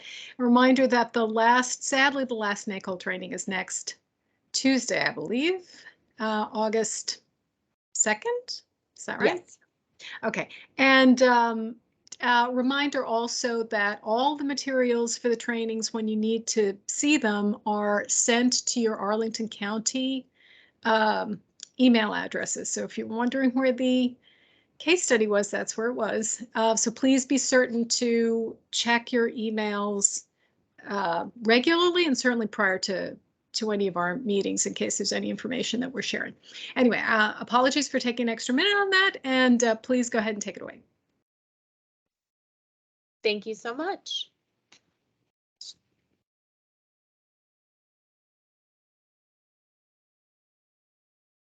Okay, Jason? So now we're going to talk about the specifics of reviewing a complaint investigation, which is what you'll be doing, and we'll be reviewing some of the things, but giving some more detailed examples of what you should be looking for. So the first slide, or the next slide rather. So we're going to talk about the complaint and interview. So we talked about letting the complainant tell their story with minimal interruption, asking appropriate open-ended and clarifying questions, getting all the relevant information. So this is going to include contact information for witnesses, descriptions of each officer and their actions. And sometimes they're going to you're not going to know officer names. They might say the tall officer or the officer with the red hair, but you want to go through it and make sure you get everything they say about that particular officer, what they did, where they were, what they said. All documentation of the incident and the injuries. And this is going to include how they came into contact with the officers. In other words, what was going on. Again, that's setting of the stage, any injuries they had, getting the medical release, the closing questions about anything else you remember, anything else should have asked. Who have you discussed this with anyone else? We mentioned that a little bit. Who did you talk to, or did you communicate with, electronically or otherwise? When? What was the summary of what was said? And those closing questions, anything we haven't discussed yet, contact me if you remember something. The investigator assignment. Was the investigator handling the complaint free of potential bias? And I think that's the next slide. Free of potential bias due to family relationship, personal friendship, romantic relationship, outside business relationship, close work relationship with the officers who are the subject of the investigation. And again, in a smaller police agency, that can be a little difficult, but it's something that you need to be aware of. It could come up to haunt you later on. If you can get someone who does not have that bias to do the investigation, that's always preferable. Was the lack of potential bias documented in the file in the type of form I mentioned that I think Cami will be sending you or has sent you? Did the investigator have adequate time and resources to conduct the investigation? For really any professional task, there's a standard of care of what is appropriate to deliver that type of service to a particular customer, whether it's in accounting field, engineering, medicine, law enforcement, internal investigations.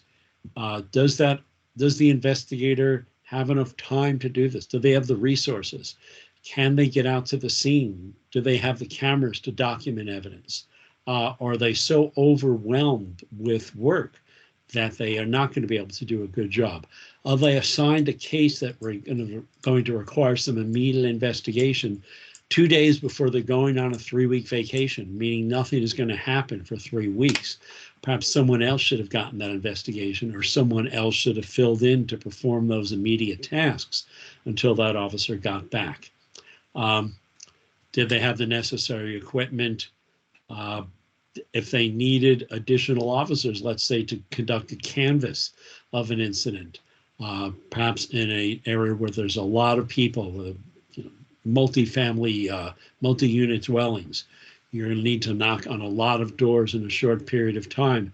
Are they going to be able to get other officers who can assist with doing that canvass in a timely manner at the same time that the incident occurred, when people who would have been home then are likely to be home, or when people were at work were likely to be at work? The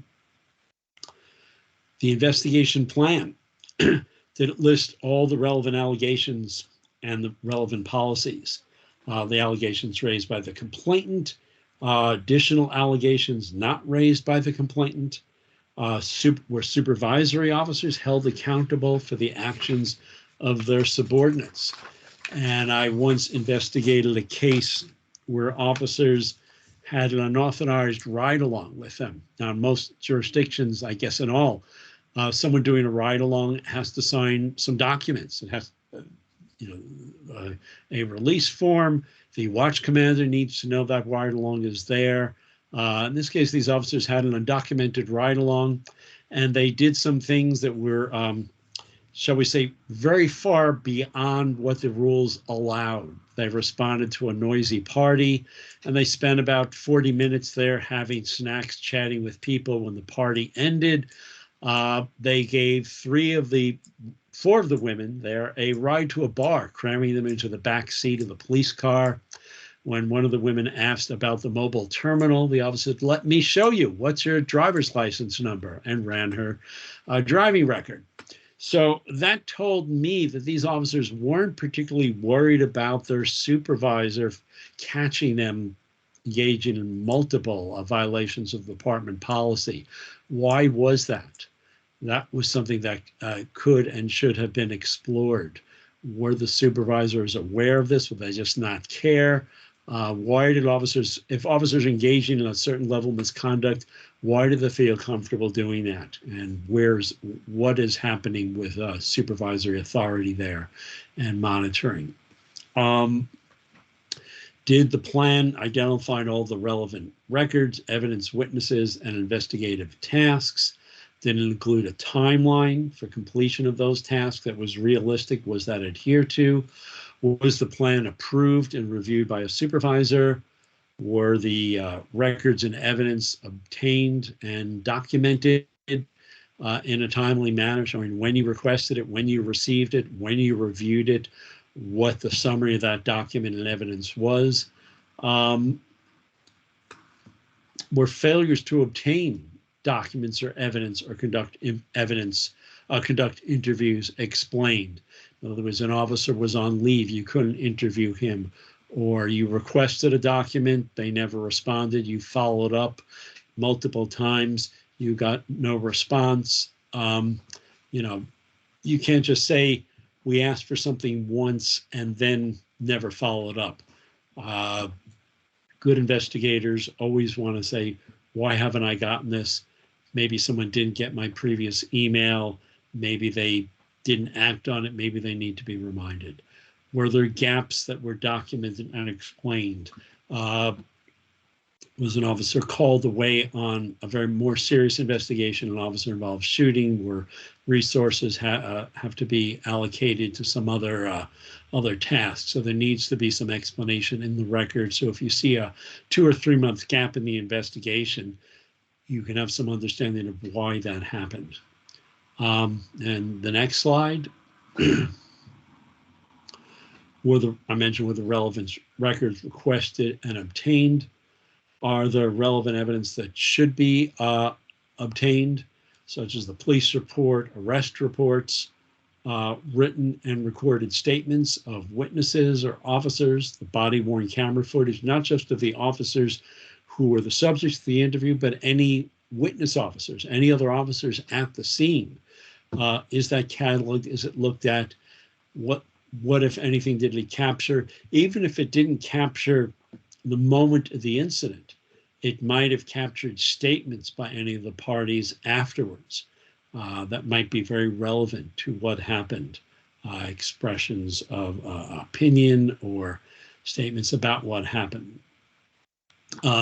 Stop data forms. Many agencies require officers, when they do a vehicle stop or a detention of a pedestrian, to complete stop data form, a computerized form documenting the time, location, date of the incident, the race or ethnicity of the individual, their sex, the reason for the stop, whether a search took place and what the results of that search were.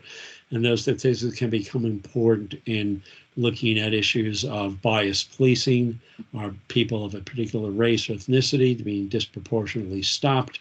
Are they being disproportionately searched? And what are the results of those searches? Those can be very relevant for looking at patterns of behavior. The computer-assisted dispatch records, messages sent on a mobile display terminal, text messages, use of force reports and photographs. The jail records may be totally separate from that law enforcement agency, typically run by the county sheriff. Arrestee property inventory records and receipts. Prisoner transfer logs, going to tell you who was transported with an individual, who may have observed their condition, to whom they may have made statements. Consent to search forms can be very important, documenting that someone did in fact give consent to a search. Some jurisdictions require that someone actually sign a form, that they that it's confirmed that they understand what they're signing. That if English is not their first language, that form be in their first language, or that someone translated for them. Things like field interview cards, mug shots, mention an officer's complaint history. Next slide. So interviews, what is the policy your agency has on recording audio or video recording interviews? And was that standard applied consistently?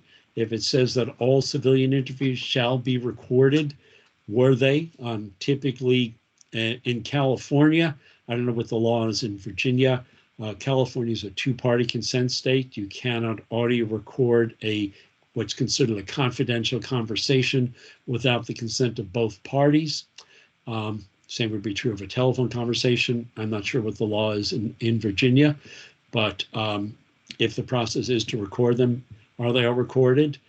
Is there a pre-recording conversation that was not captured? And this is often an issue in officer interviews. Do they talk for 5 or 10 minutes that's not recorded? And what is said in that pre-recording interaction? The implication is that the officer can be given some information. The investigator may be discussing the case with them in a way that indicates some bias. So all of those things need to be, needs to be some consistency there. For civilian witnesses, was there a due diligence to exercise to locate witnesses by checking records that they're going to give you a way to contact them? Phone numbers, email addresses, physical addresses. These would be things like Department of Motor Vehicle records, voter registration, online searches and social media, court and property records, police and criminal justice databases. Again, what are your due diligence standards? In some agencies, it's going to be 3 attempts to contact a witness by different means, maybe letter, phone, email, a variety of those. Have you confirmed that that is the correct email address or the correct phone number? Is that the correct physical address? And again, the more serious the investigation, the more important it is going to be that you make affirmative attempts to contact those witnesses. Were canvasses for witnesses conducted? Was the canvas done in a timely manner? Was it properly documented? And it should be properly documented for every address, every door that's knocked on. There's some documentation of whether there was no answer, whether there was no one home, who you talked to, what, if anything, they observed or heard. And if they say they heard nothing, that's going to be important, because if later on that individual gives a statement to the press saying, I saw X and Y and Z, and you have had some documentation that they told the person conducting the canvass that they did not see anything. The canvasser should also ask, who else is in this, who else is in the household? Who else lives here? Is it possible they may have seen something, and possibly doing follow-ups, calling to see if that person did in fact see someone? If you have multiple people in the household, the person who answers the door may not be in position to say what other members of the household did or did not see or hear regarding that incident, or what they might have heard from others who, neighbors who may have observed something.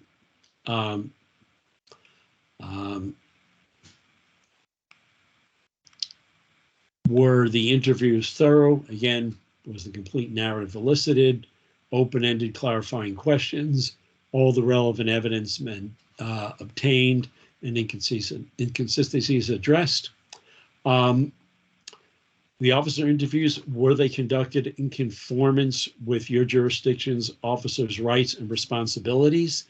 They're going to be both the state law regarding officer interviews and your law enforcement agency's policy, which is typically require officers to answer truthfully and completely in an administrative investigation.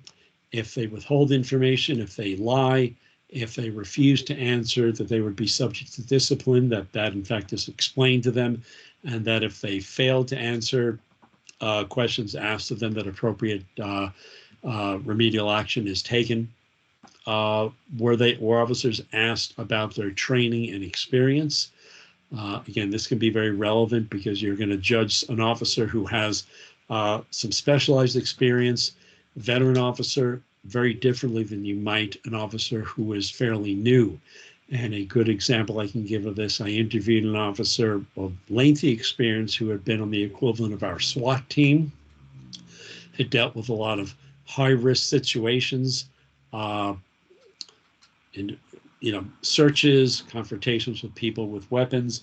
I'd asked him about his training, the screening for that, about officers being able to handle those stressful situations appropriately.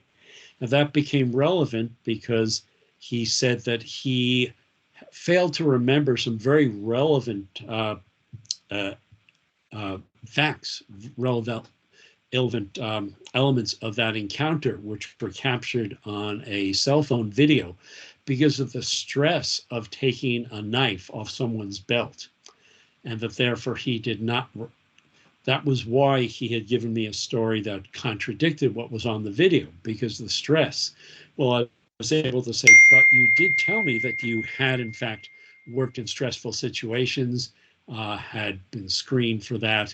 So that kind of undercut his claim that the stress of that very minor, dealing with that comparatively minor seizure of a weapon, was going to affect his ability to perceive and recall that incident. So that's why you want to ask those about the training and experience and specialized assignments. You want to ask about their understanding of relevant policies and rules. So you can say, what is your understanding of the rule regarding, let's say, use of a taser? When are you allowed to use a taser? See what is their understanding consistent with what the training is, with what the policy is? And if they don't have a clear understanding, why is that? Is it due to poor training, the fact that they haven't read the policy? What gaps might be there? Make sure that there are no leading and suggestive questions where they ask to describe actions very specifically. And again, if an officer says someone took a fighting stance, describe that. What was the position of their body? Where were their hands? Where were their feet? How were they positioned in relation to you? Not accepting kind of generic, conclusory descriptions of things, but getting down to the very nitty-gritty the elements of that, of a statement that's kind of conclusory. Show me what happened, and you might want to ask them to demonstrate it. Were any inconsistencies addressed? And then the report. And I think that's the next slide.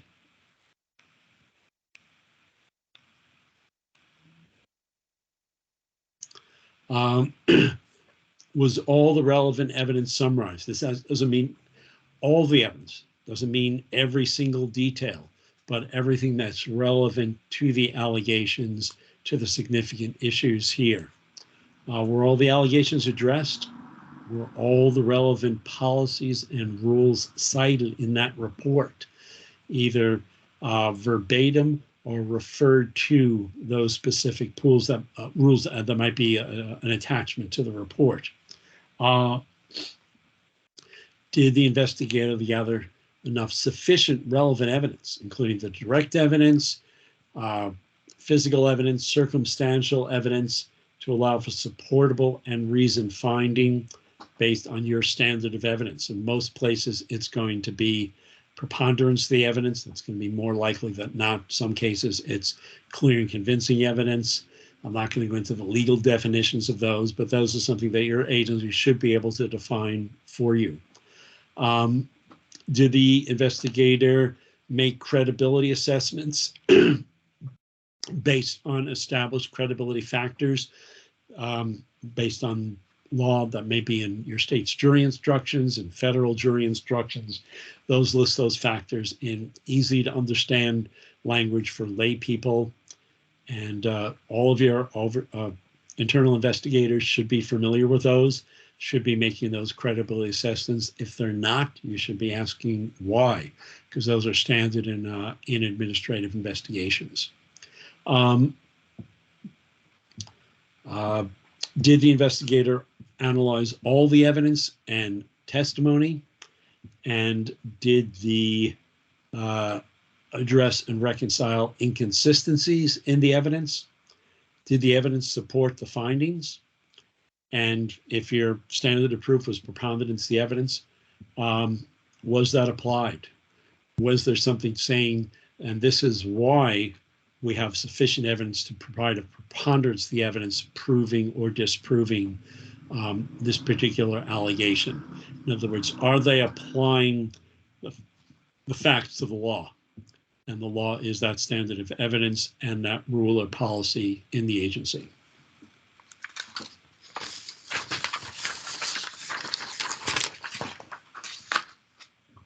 So, questions about this, or comments, or thoughts? It's very helpful and very thorough. You know, some of the questions I have are more specific to how we as a COB in Arlington will work. So they're not necessarily things that you can answer, but I certainly appreciate, I should turn on my camera, certainly appreciate, oops, wow, there we go. All the detail that you went through. And, you know, I mean, it's just an interesting endeavor, right? To uncover the facts and to learn what happened. So I'm, you know, interested and excited to move forward with it. So really only a comment, which is really helpful, and thank you. Oh, you're very welcome. Well, thank you. Hello, this is Gary Dean. I am the vice chair of the COB. Thank you so much, as Lisa and everybody, I'm sure, are learning a lot here.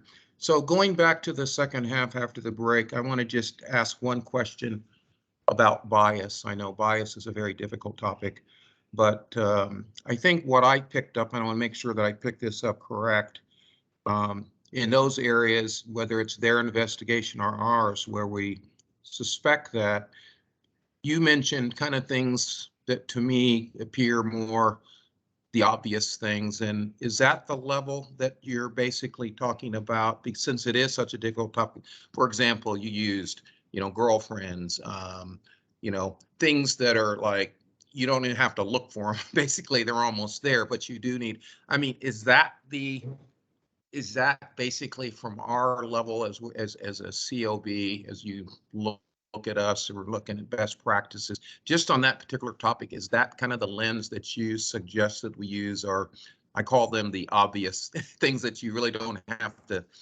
really look for them, they're just there. Can you comment on that first? And then I have one other question about witness testimony. Sure, and I have a question for you. How large is your police agency? Roughly how many officers? I think it's like 270 or 300. I mean, Okay. they're down. I think full is 320, but they're down to like 270, I think. Okay, so it might be difficult for internal affairs, professionals, responsibility officers to not know officers. I mean, you would not want someone investigating someone who had been their partner, who they worked closely with, who had been their field training officer. But in a department that small, it will be difficult to maybe have an investigator who can say, I have never had any contact with this individual. But you really want to look at it, and that individual should evaluate whether they feel they can judge it, that person in an unbiased manner. Do they know something about that person? Do they, I don't know, they on an opposing sports team, a fan of the opposing sports team? That's just going to have them, the same kind of questions you might ask a juror that would make it difficult for you to evaluate these facts fairly. So it is kind of obvious. One thing I train people on is that, and I'm talking about oversight investigators, but I think this would also apply to a lot of police officers. We're probably middle class. We probably have not had the sort of experiences many of the people who might be making complaints with us have had with police, or that their friends or community members have had. So our sense of what is plausible or implausible regarding police actions may be different from complaints perspectives. So for example, before George Floyd, a lot of people might have said, it wouldn't be plausible that an officer would keep his knee on someone's neck for 7 minutes. They wouldn't be stupid enough to do that. But the video showed that happened. That those things like that have happened. And videos have shown us that things we might, middle-class people, particularly white people, might have thought were implausible, have in fact happened. So you need to keep that in mind when you interview a complainant, when you evaluate their statement, about your lens of what you think could be plausible or not. And keep that in check, both in how you communicate with them, how you respond to them consciously or unconsciously, because we communicate a lot unconsciously, non-verbally, but in how you view those things. And recognize that we all have our own set of life experiences. And for the most part, if you are an oversight investigator or if you are a police officer, you're probably leading a middle-class lifestyle. That many of the people who file complaints against police may not be middle class, may not have had the same experiences with police that you or your friends or your relatives have had, and just being aware of that. So that may have gone a little beyond your question. Yeah. But No, that's okay. That's really good. I appreciate you taking it just one step further. And I guess just for time, I'm not going to ask a question. I'll just make a comment. Many of us have in past jobs have had training in witnesses, the reliability of witnesses. And so this case was really good because you had a he said, she said thing. And what I really liked, one of the biggest takeaway with me of that part was that matrix piece, that really kind of how you puts this together kind of on a, all this stuff, and then this affinity thing. I really like that process that you laid out, because, in a prior life, I was an aircraft accident investigator. You ask 20 people what happened, and, you get 20 different answers.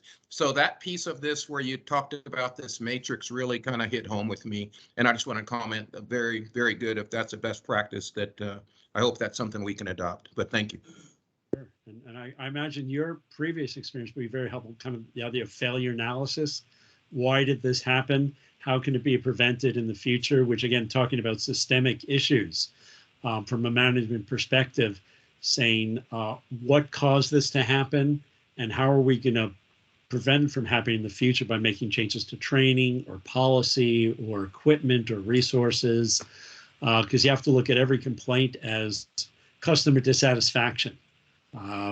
Members of the public are your customers, and if they're making a complaint, well, it may be justified or not, but you want to have good customer relations because that's the community you're serving.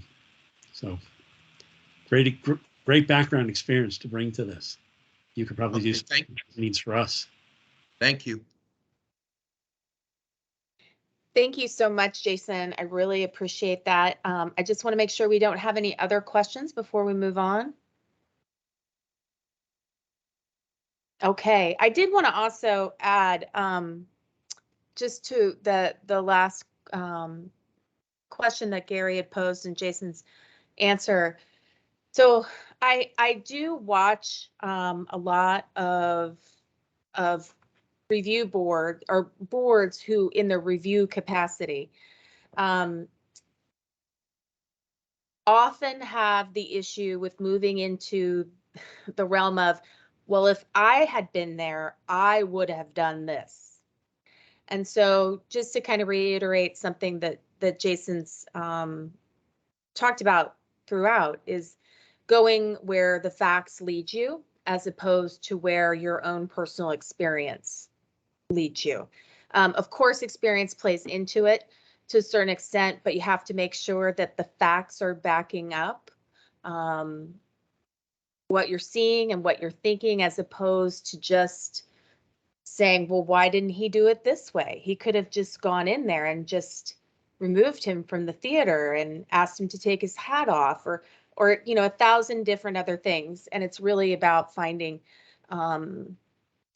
where you can see the facts in the issue, which then leads me to that next statement that Gary said, the he said, she said situation, which is one of the most frustrating scenarios in investigations and civilian oversight, because you will probably have a lot of cases that come before you where there aren't witnesses, where it is one person's word against another, and which often become a case where no one is satisfied with the outcome. So we're constantly in the oversight world looking for ways to better analyze situations like that, think of better outcomes. Sometimes, you have enough of the he said, she said events, you realize that, well, maybe there's something to this, or maybe there's a need for a policy change. So there are some ways that you can also look at those somewhat frustrating instances and turn them into something beneficial in the long run. So again, Jason, thank you very much for joining us tonight. I'm going to just take some of the remaining time here to talk to you about our next topic. Let me share my screen again.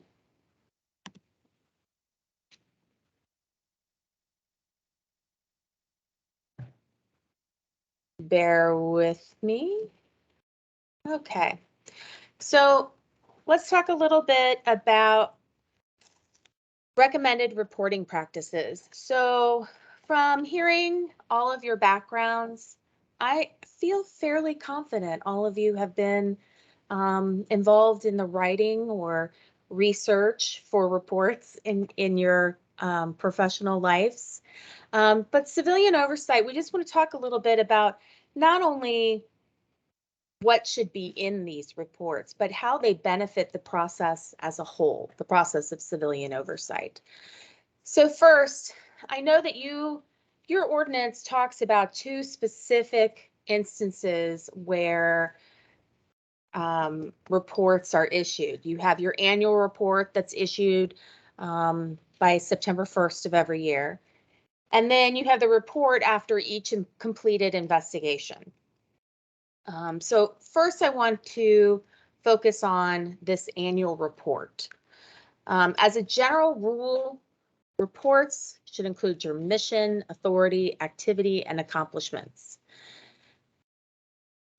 And even though you may have said it in the previous report, you need to remember who your audience is. You may have people who come in 3 years after the start of your entity who know nothing about you but pick up a report. You need to make sure that you are driving home to everybody who you are, why you're there, what your authority is, what you've done over the past year, what your accomplishments are. And I also would not, I would not tell you to shy away from things that you would like to do better in the future, things you're working towards. I think transparency, since part of civilian oversight's mission is to build accountability and transparency, I think it's really important for that to exist within civilian oversight as well. And so if there are ways in which the agency itself can improve in the future, no one should be afraid of letting the public know about those different things. You have to remember that this is the primary source of information about the operations and public interaction, not only of the civilian oversight entity, but also of law enforcement, because it will say a lot about the interactions that end up in the complaint process. Although you are required to issue one, and we'll talk a little bit more about this in the next slide, although you're required to report one, there is nothing wrong with issuing special reports on things that are of special interest to the public. It really should be logically divided into sections corresponding with the various activities that the agency performs. Really, when you look at most oversight agencies, annual reports, you could probably compare them to their ordinance and the authorities outlined in the ordinance, and it follows almost as a roadmap from the ordinance. If there are lengthy reports you'd like to talk about or issues within the report that you'd like to talk about that could be quite lengthy, you should summarize them. Again, remember your audience. You don't want to lose them. You want to keep them engaged. If there is a secondary report that needs to be issued that is not summarized, then that's always an option. But in the annual report, remember to keep it concise and easy to understand for the general public.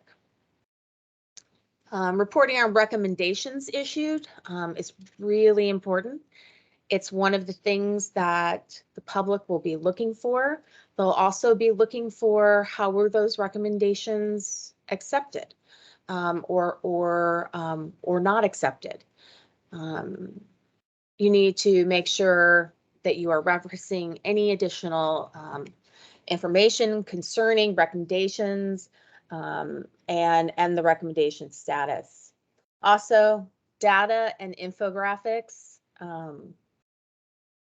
I won't just say that the public loves pictures. I mean, I love pictures and reports too. They often go a long way in helping explain the sometimes lengthy explanation of different things, but infographics about caseloads and complaint allegations and dispositions, officer and complaint demographics, complaint geographies. Also including some comparative data from prior years to measure is very useful in showing trends and activity over time. But just remember that data should be accompanied by basic explanations concerning the measurement. You also have to be cautious about making casual inferences regarding changes in the data. So for instance, sustained rates is one I often refer to. You know, a lot of times people will put up the dispositions of cases. So say in 2020, we had 15 sustained cases. And in 2021, we had 5.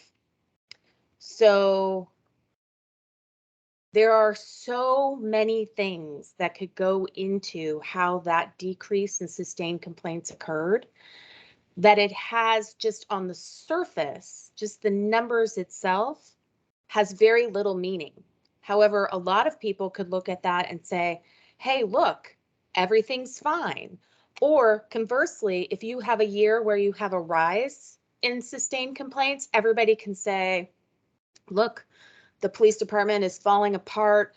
There are all these complaints and there's misconduct everywhere. And that's not necessarily the case. It could be that you did an excellent job in outreach to the community, and so more people knew about the complaint process. It could be, I'm not sure if I told you the example in the last time we met about the recruit class that was trained on chokeholds from someone from a different agency where chokeholds were allowed. So there was an increase in complaints and sustained investigations or allegations because these recruits had been trained incorrectly, not because they were out looking to go against policy and procedure. It's because they were taught incorrectly. So there's just so many things. You have to be very careful in just casually putting out information and making assumptions or inferences from it without additional explanation. Because even if you think that, and you know that that isn't a, there isn't a whole lot behind a certain change over time, you better believe that people from the public, whether it is a member of the broader community, an elected official, or a member of law enforcement, someone is going to make an assumption about those changes. That's why you have to make sure that there's information provided to explain. Special reports. So when you do a special investigation or there's a particular audit that's done on a very specific topic, then a special report is incredibly helpful to bring that information out into the public. A great example of this that I often use is the Inspector General for the New York Police Department. Now, again, if you don't remember from the last training, I often use examples of law enforcement agencies that are much smaller or much bigger, and it's a matter of scale. So don't automatically ever assume that because I'm talking about the NYPD that it's not something that's also important to the ACPD. So they did a special investigation on the use of force reporting. Lasted a year, an incredible amount of data went through the office. And at the end of that, they not only issued a set of recommendations for reporting practices, everything from when and how, but also changes to the forms that they report on. Once they submitted the recommendations, NYPD accepted, I think, 100% of the recommendations. They put this all into a report that is then widely available on their website. Then, I think it's also important to note in this specific case, and then a year and a half later, they began another audit so that they could look at not only if the recommendations had ever actually been implemented, but did they actually have benefit? Because it's really important to not only just make recommendations because you think that they will be beneficial, it's also important to see if they actually were.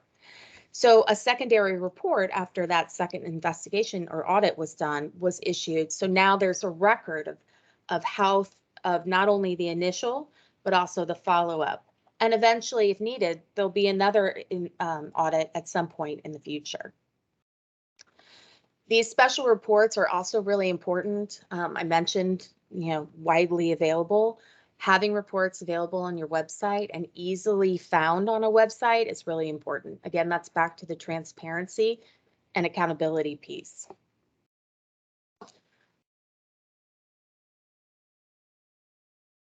So publishing and presenting data. So data should be regularly published and presented in a clear and accessible format. So data on complaints, complainants, alleged victims, officer demographics, allegations, dispositions, and complaint geographies are some of the most vital information an oversight agency has at its disposal. Publishing raw data on a regular basis promotes transparency and public confidence, at least, but all of this, please note, is you can only publish what you are allowed to publish by law.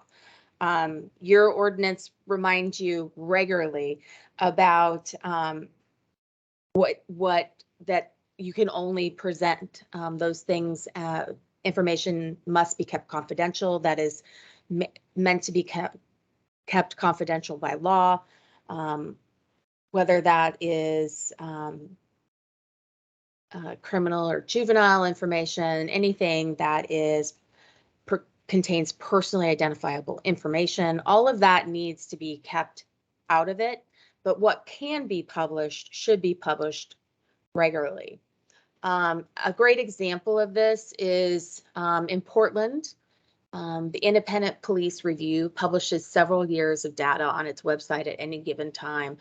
It includes complaints that come in, intake decisions, because when they have an intake, they classify it, and there are some they take that they aren't able to investigate because per their ordinance. So they let people know what numbers are not able to be investigated, closure reasons, complainant demographics, and the IPR website allows members of the public to download the raw data and includes an appendix describing the data's sources. So there's additional information there so that they have a little bit more background on where the data has come from.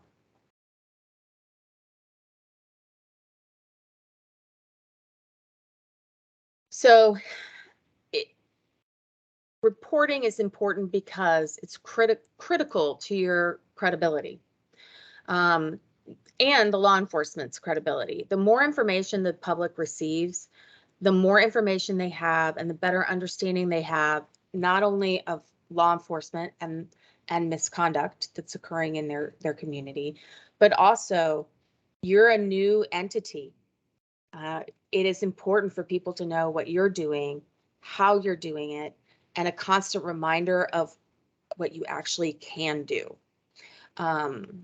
It's important that these reports, other than the modifications that have to be made to protect identity, they should not be censored or modified by political stakeholders or law enforcement. They need to be written in a very accessible manner. And they should include as much information related to the agency's mandate and operation that can be disclosed by law. This allows the public to better understand you, and it includes including patterns and trends and complaints or discipline, as well as the agency's recommendations and activities for the year. Discussion of concerns to the public, because as you do your community outreach, you will start to have a better understanding of those issues that are most important to the community where you're concerned. And so having all of that and then reporting out on it will be incredibly useful as you move forward. So I'm going to stop there and see if any of you have any questions on reporting.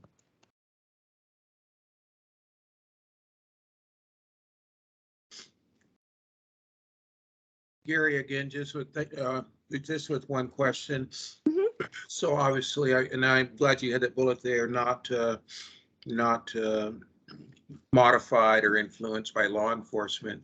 But should there be coordination, obviously, before we release a report, though we're independent, is it good practice to at least have that transparency with with the police department? Here's our stuff, here's what's going to be published, to give them, even though we're independent, we're still in the same county. So to give them ample awareness before they get public going, hey, what's going on? Yeah. Can you just briefly comment on that?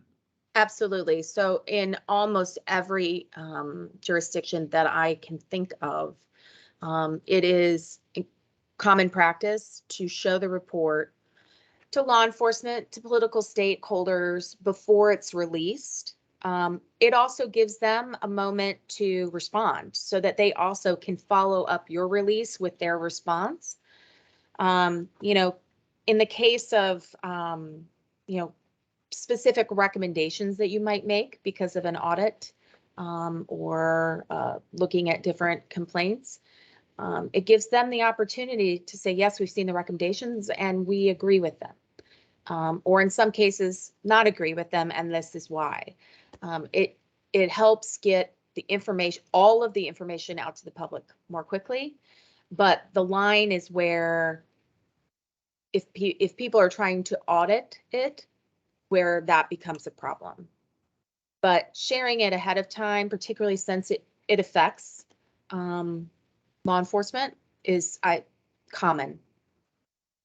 Okay, thank you. That's what I assumed. I just wanted to verify. Thank you. Absolutely. Any other questions?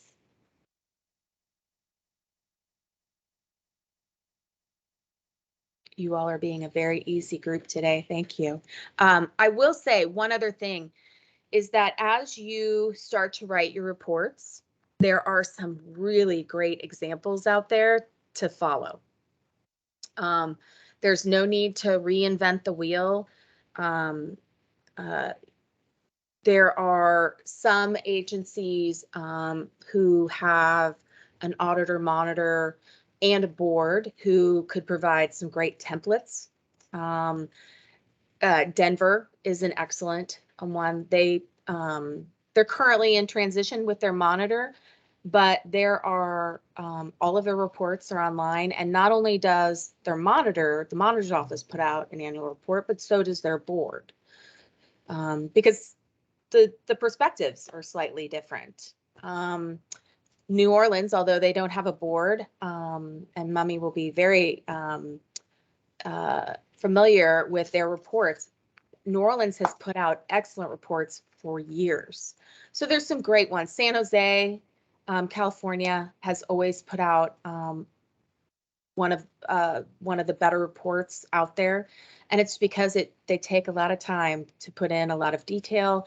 And once you get to that point, when you're ready to put out your first report, just know that we're always available to say, hey, here are some links to to get you started.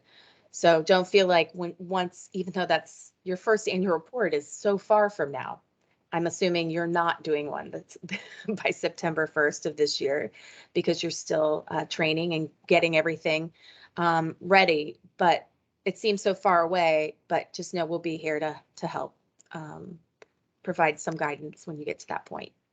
Well, actually, we are required to do one this year. Oh, you are? Okay. Yeah. So we've been, but we've had discussions about it, and we think it's a good opportunity to at least tell people all the training we've been doing, and whatever we have. It doesn't have to be long, but yeah, we do have to.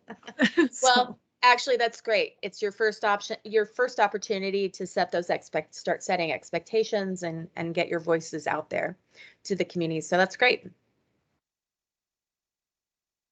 So does anybody else have any last questions?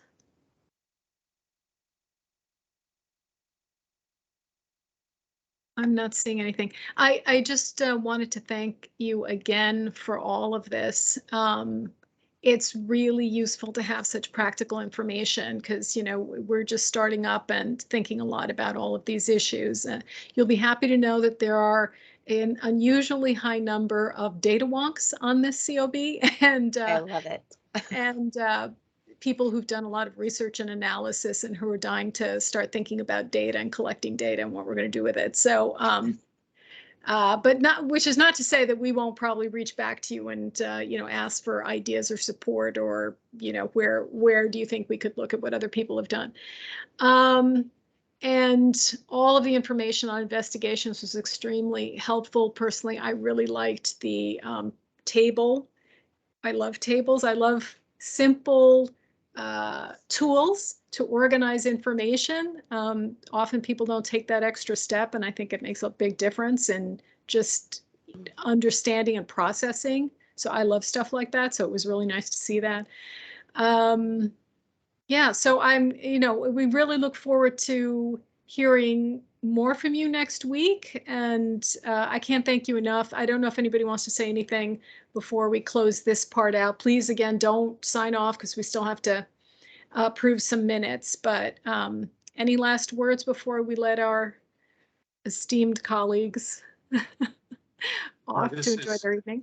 This is Gary again. Yeah, I forgot to ask that one question. Yeah, the templates, the people that have done this before, particularly on the data thing, as you said, many of us have had conversations about that. I know ACPD is already kind of, ahead of the game in that, but obviously from our site picture, I'm sure we'll be looking for, who's doing this good, get us kind of to a, version 1 or version 2 pretty quickly. A starting point, and obviously we'll end up tailoring that for Arlington and kind of what our mandate is. But thank you very much. Absolutely. Well, it's been a pleasure being with you again.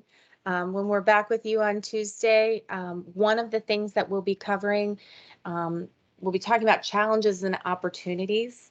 I'll be joined by another former NACOLE president who actually helped as Arlington County was considering oversight, Brian Core. And so he enjoys an interactive session. So just be ready for some crowd participation. So it'll be great to see you again next week.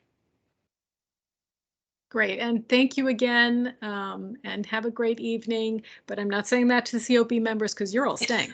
You guys can go and enjoy the rest of your day. Thank you, everyone. Good night. Thank you, everyone. Thank you. Bye. Okay, so for us, we just have one last piece of business, or unless, I started that wrong. What I should have, no, I started that right.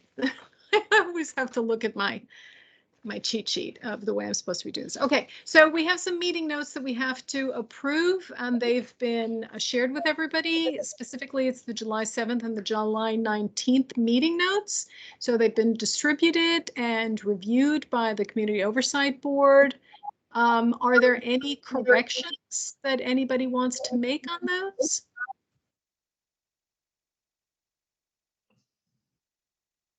No? Okay, so hearing none, then I'll entertain the motion to adopt the minutes from July 7th and 19th, if anybody wants to make that motion. So I'll move that we adopt the minutes from the July 7th and July 19th meetings. Great. Does anybody want to second? I second that. Thank you. Okay, so let's just take a vote. Everybody in favor, please say aye. Aye. Aye.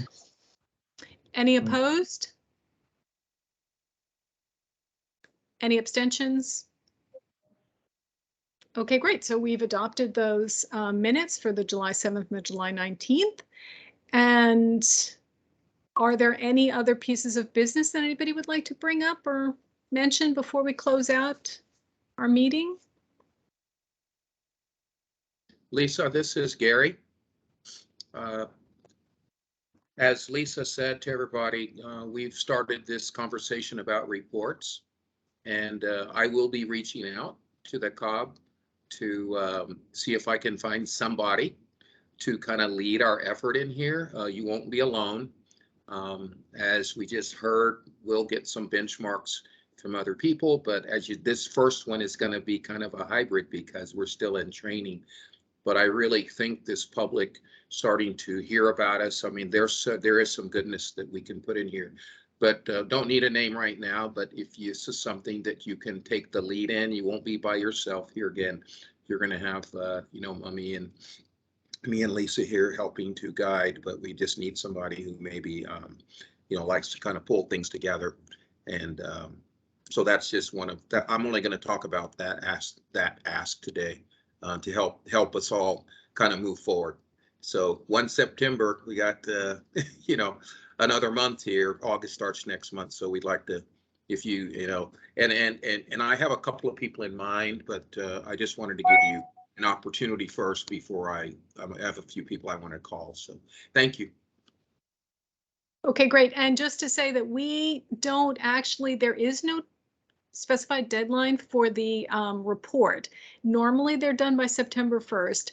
I took the executive decision to let it slide to the 30th of September just because we've had so much other stuff going on. So just to let whomever might be interested in doing this know that you're going to have more time than you might think. And also this can be quite short. I don't think it's a really heavy lift, but it's a good opportunity for somebody who's interested in starting to shape sort of the way that we are telling our story. So I'm going to put in a plug. So hopefully someone will be interested in doing that. Any other pieces of business? This is Dave Smith. Did we get a template from NACOLE for the MOU? Because I think Cammie said last time that there were templates or other reports that we could look at least. Just curious if we have those, and if not, we probably could get them. And in fact, the report she mentioned from Denver, I mean, I'll take a look at that. She said it was online on Denver's equivalent to the COB. So maybe we don't need to ask her for that. Just to take a look at in terms of the MOU. She did mention last time that she had some available, or maybe there were, yeah, just curious about that. So I have not circled back with her. We have a few other pieces of the puzzle we have to put together before we can start on the MOU, which, as you know, keeps me up at night because I do know that we need to do it and it's very important. But I don't know if Mummy wants to say anything about it. We haven't reached out, but we certainly can, and I'm sure that we will. I don't know if Mummy's still here, actually. She may have had to. You know, in terms of the MOU, I think we probably want to just like get clear about roles and responsibilities.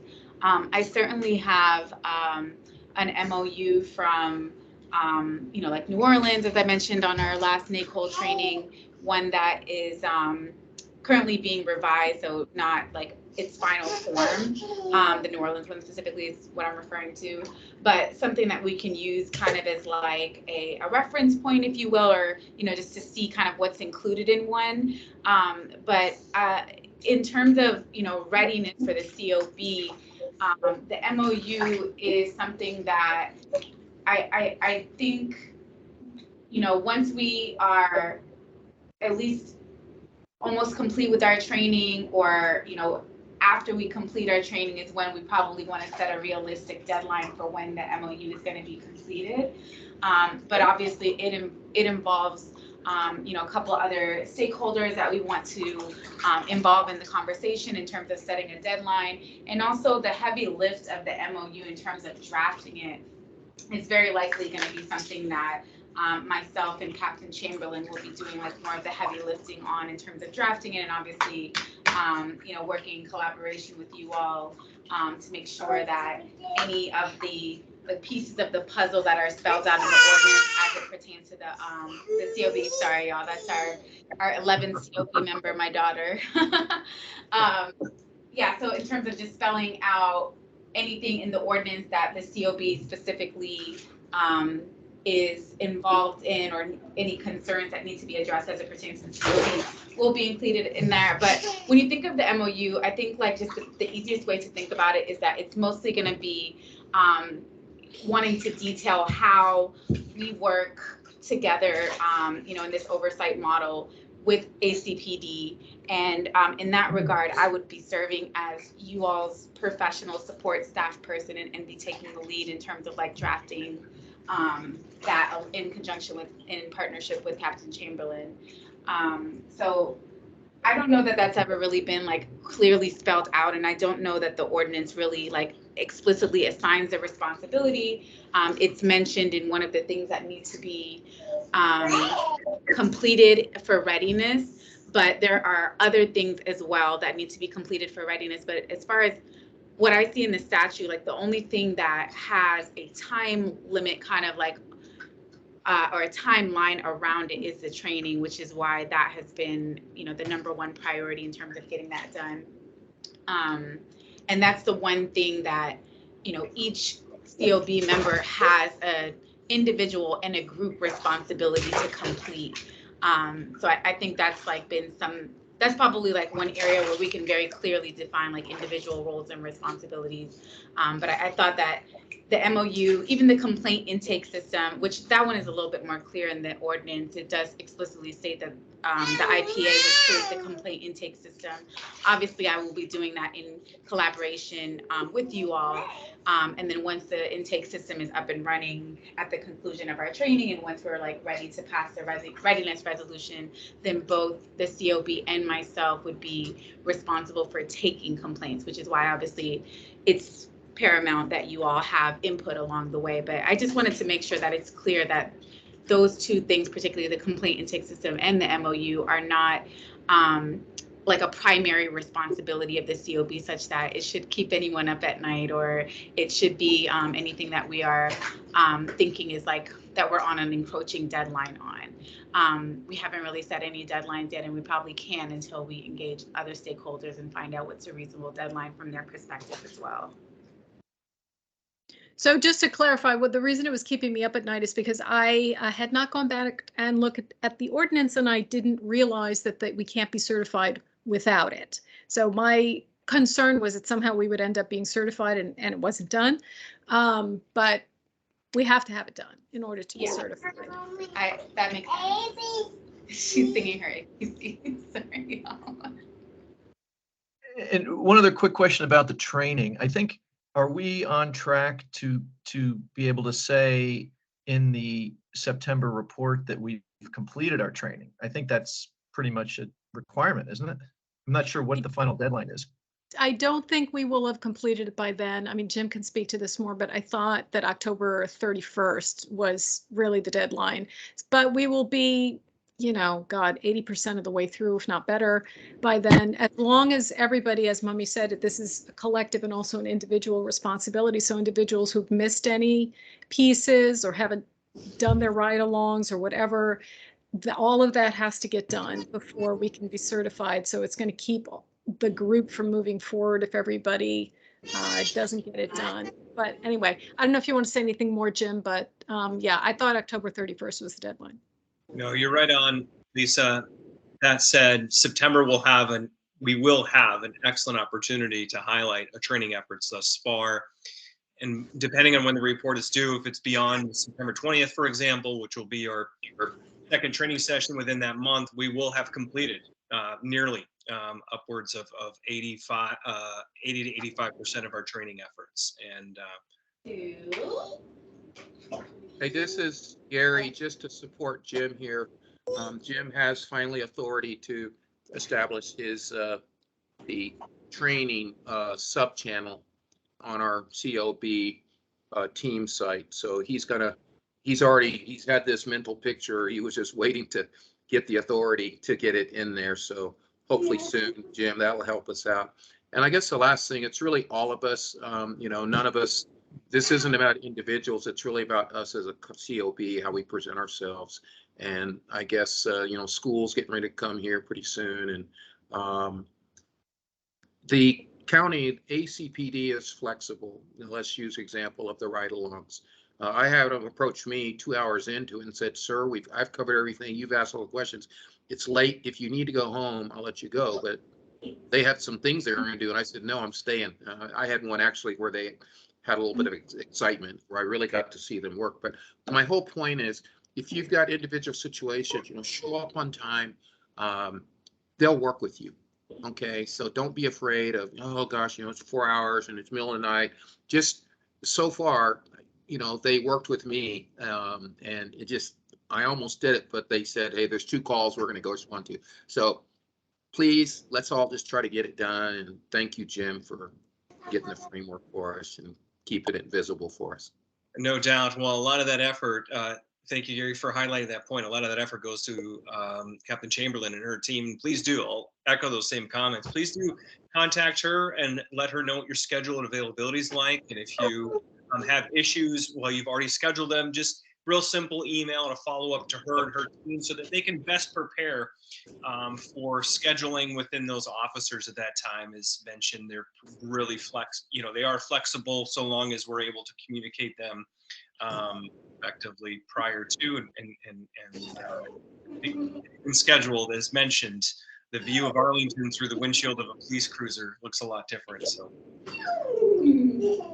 yeah, I have to echo that, and particularly those ride-alongs are really important. And my problem is different, where I've got a lot going on right now. I'm going to have to push off finishing my ride-alongs, but I've started them, and I think it's really important that everybody at least start them.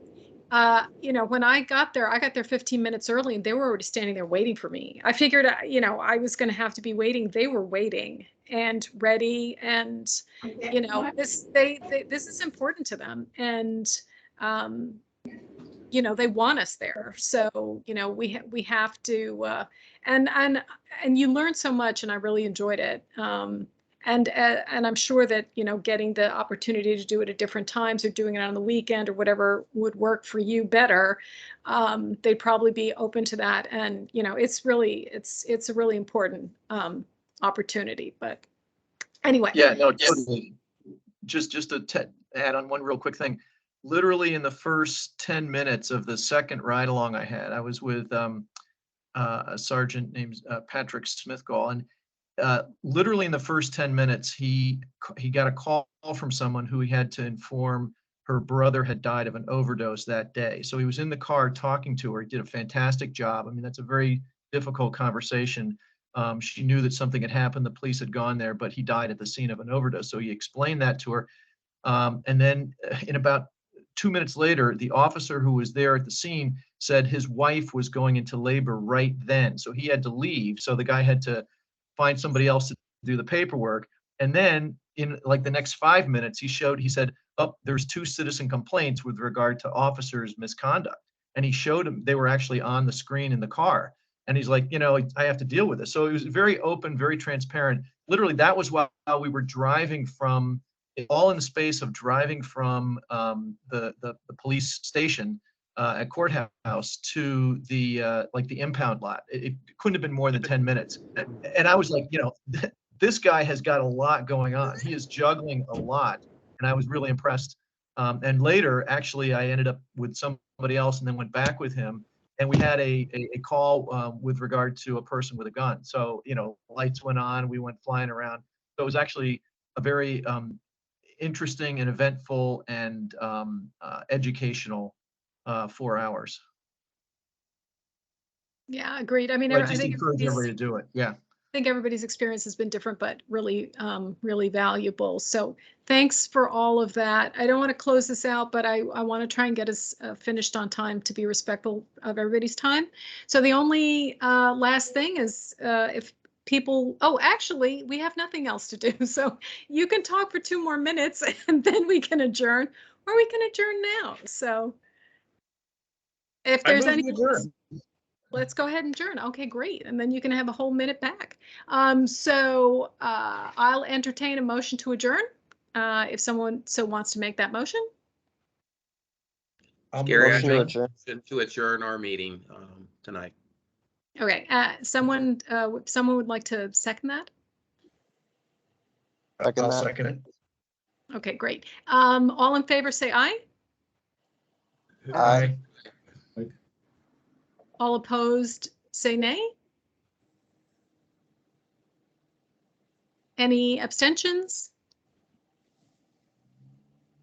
Okay, great. I declare the meeting closed, and you get a whole minute back, so use it wisely, and see you all next Tuesday.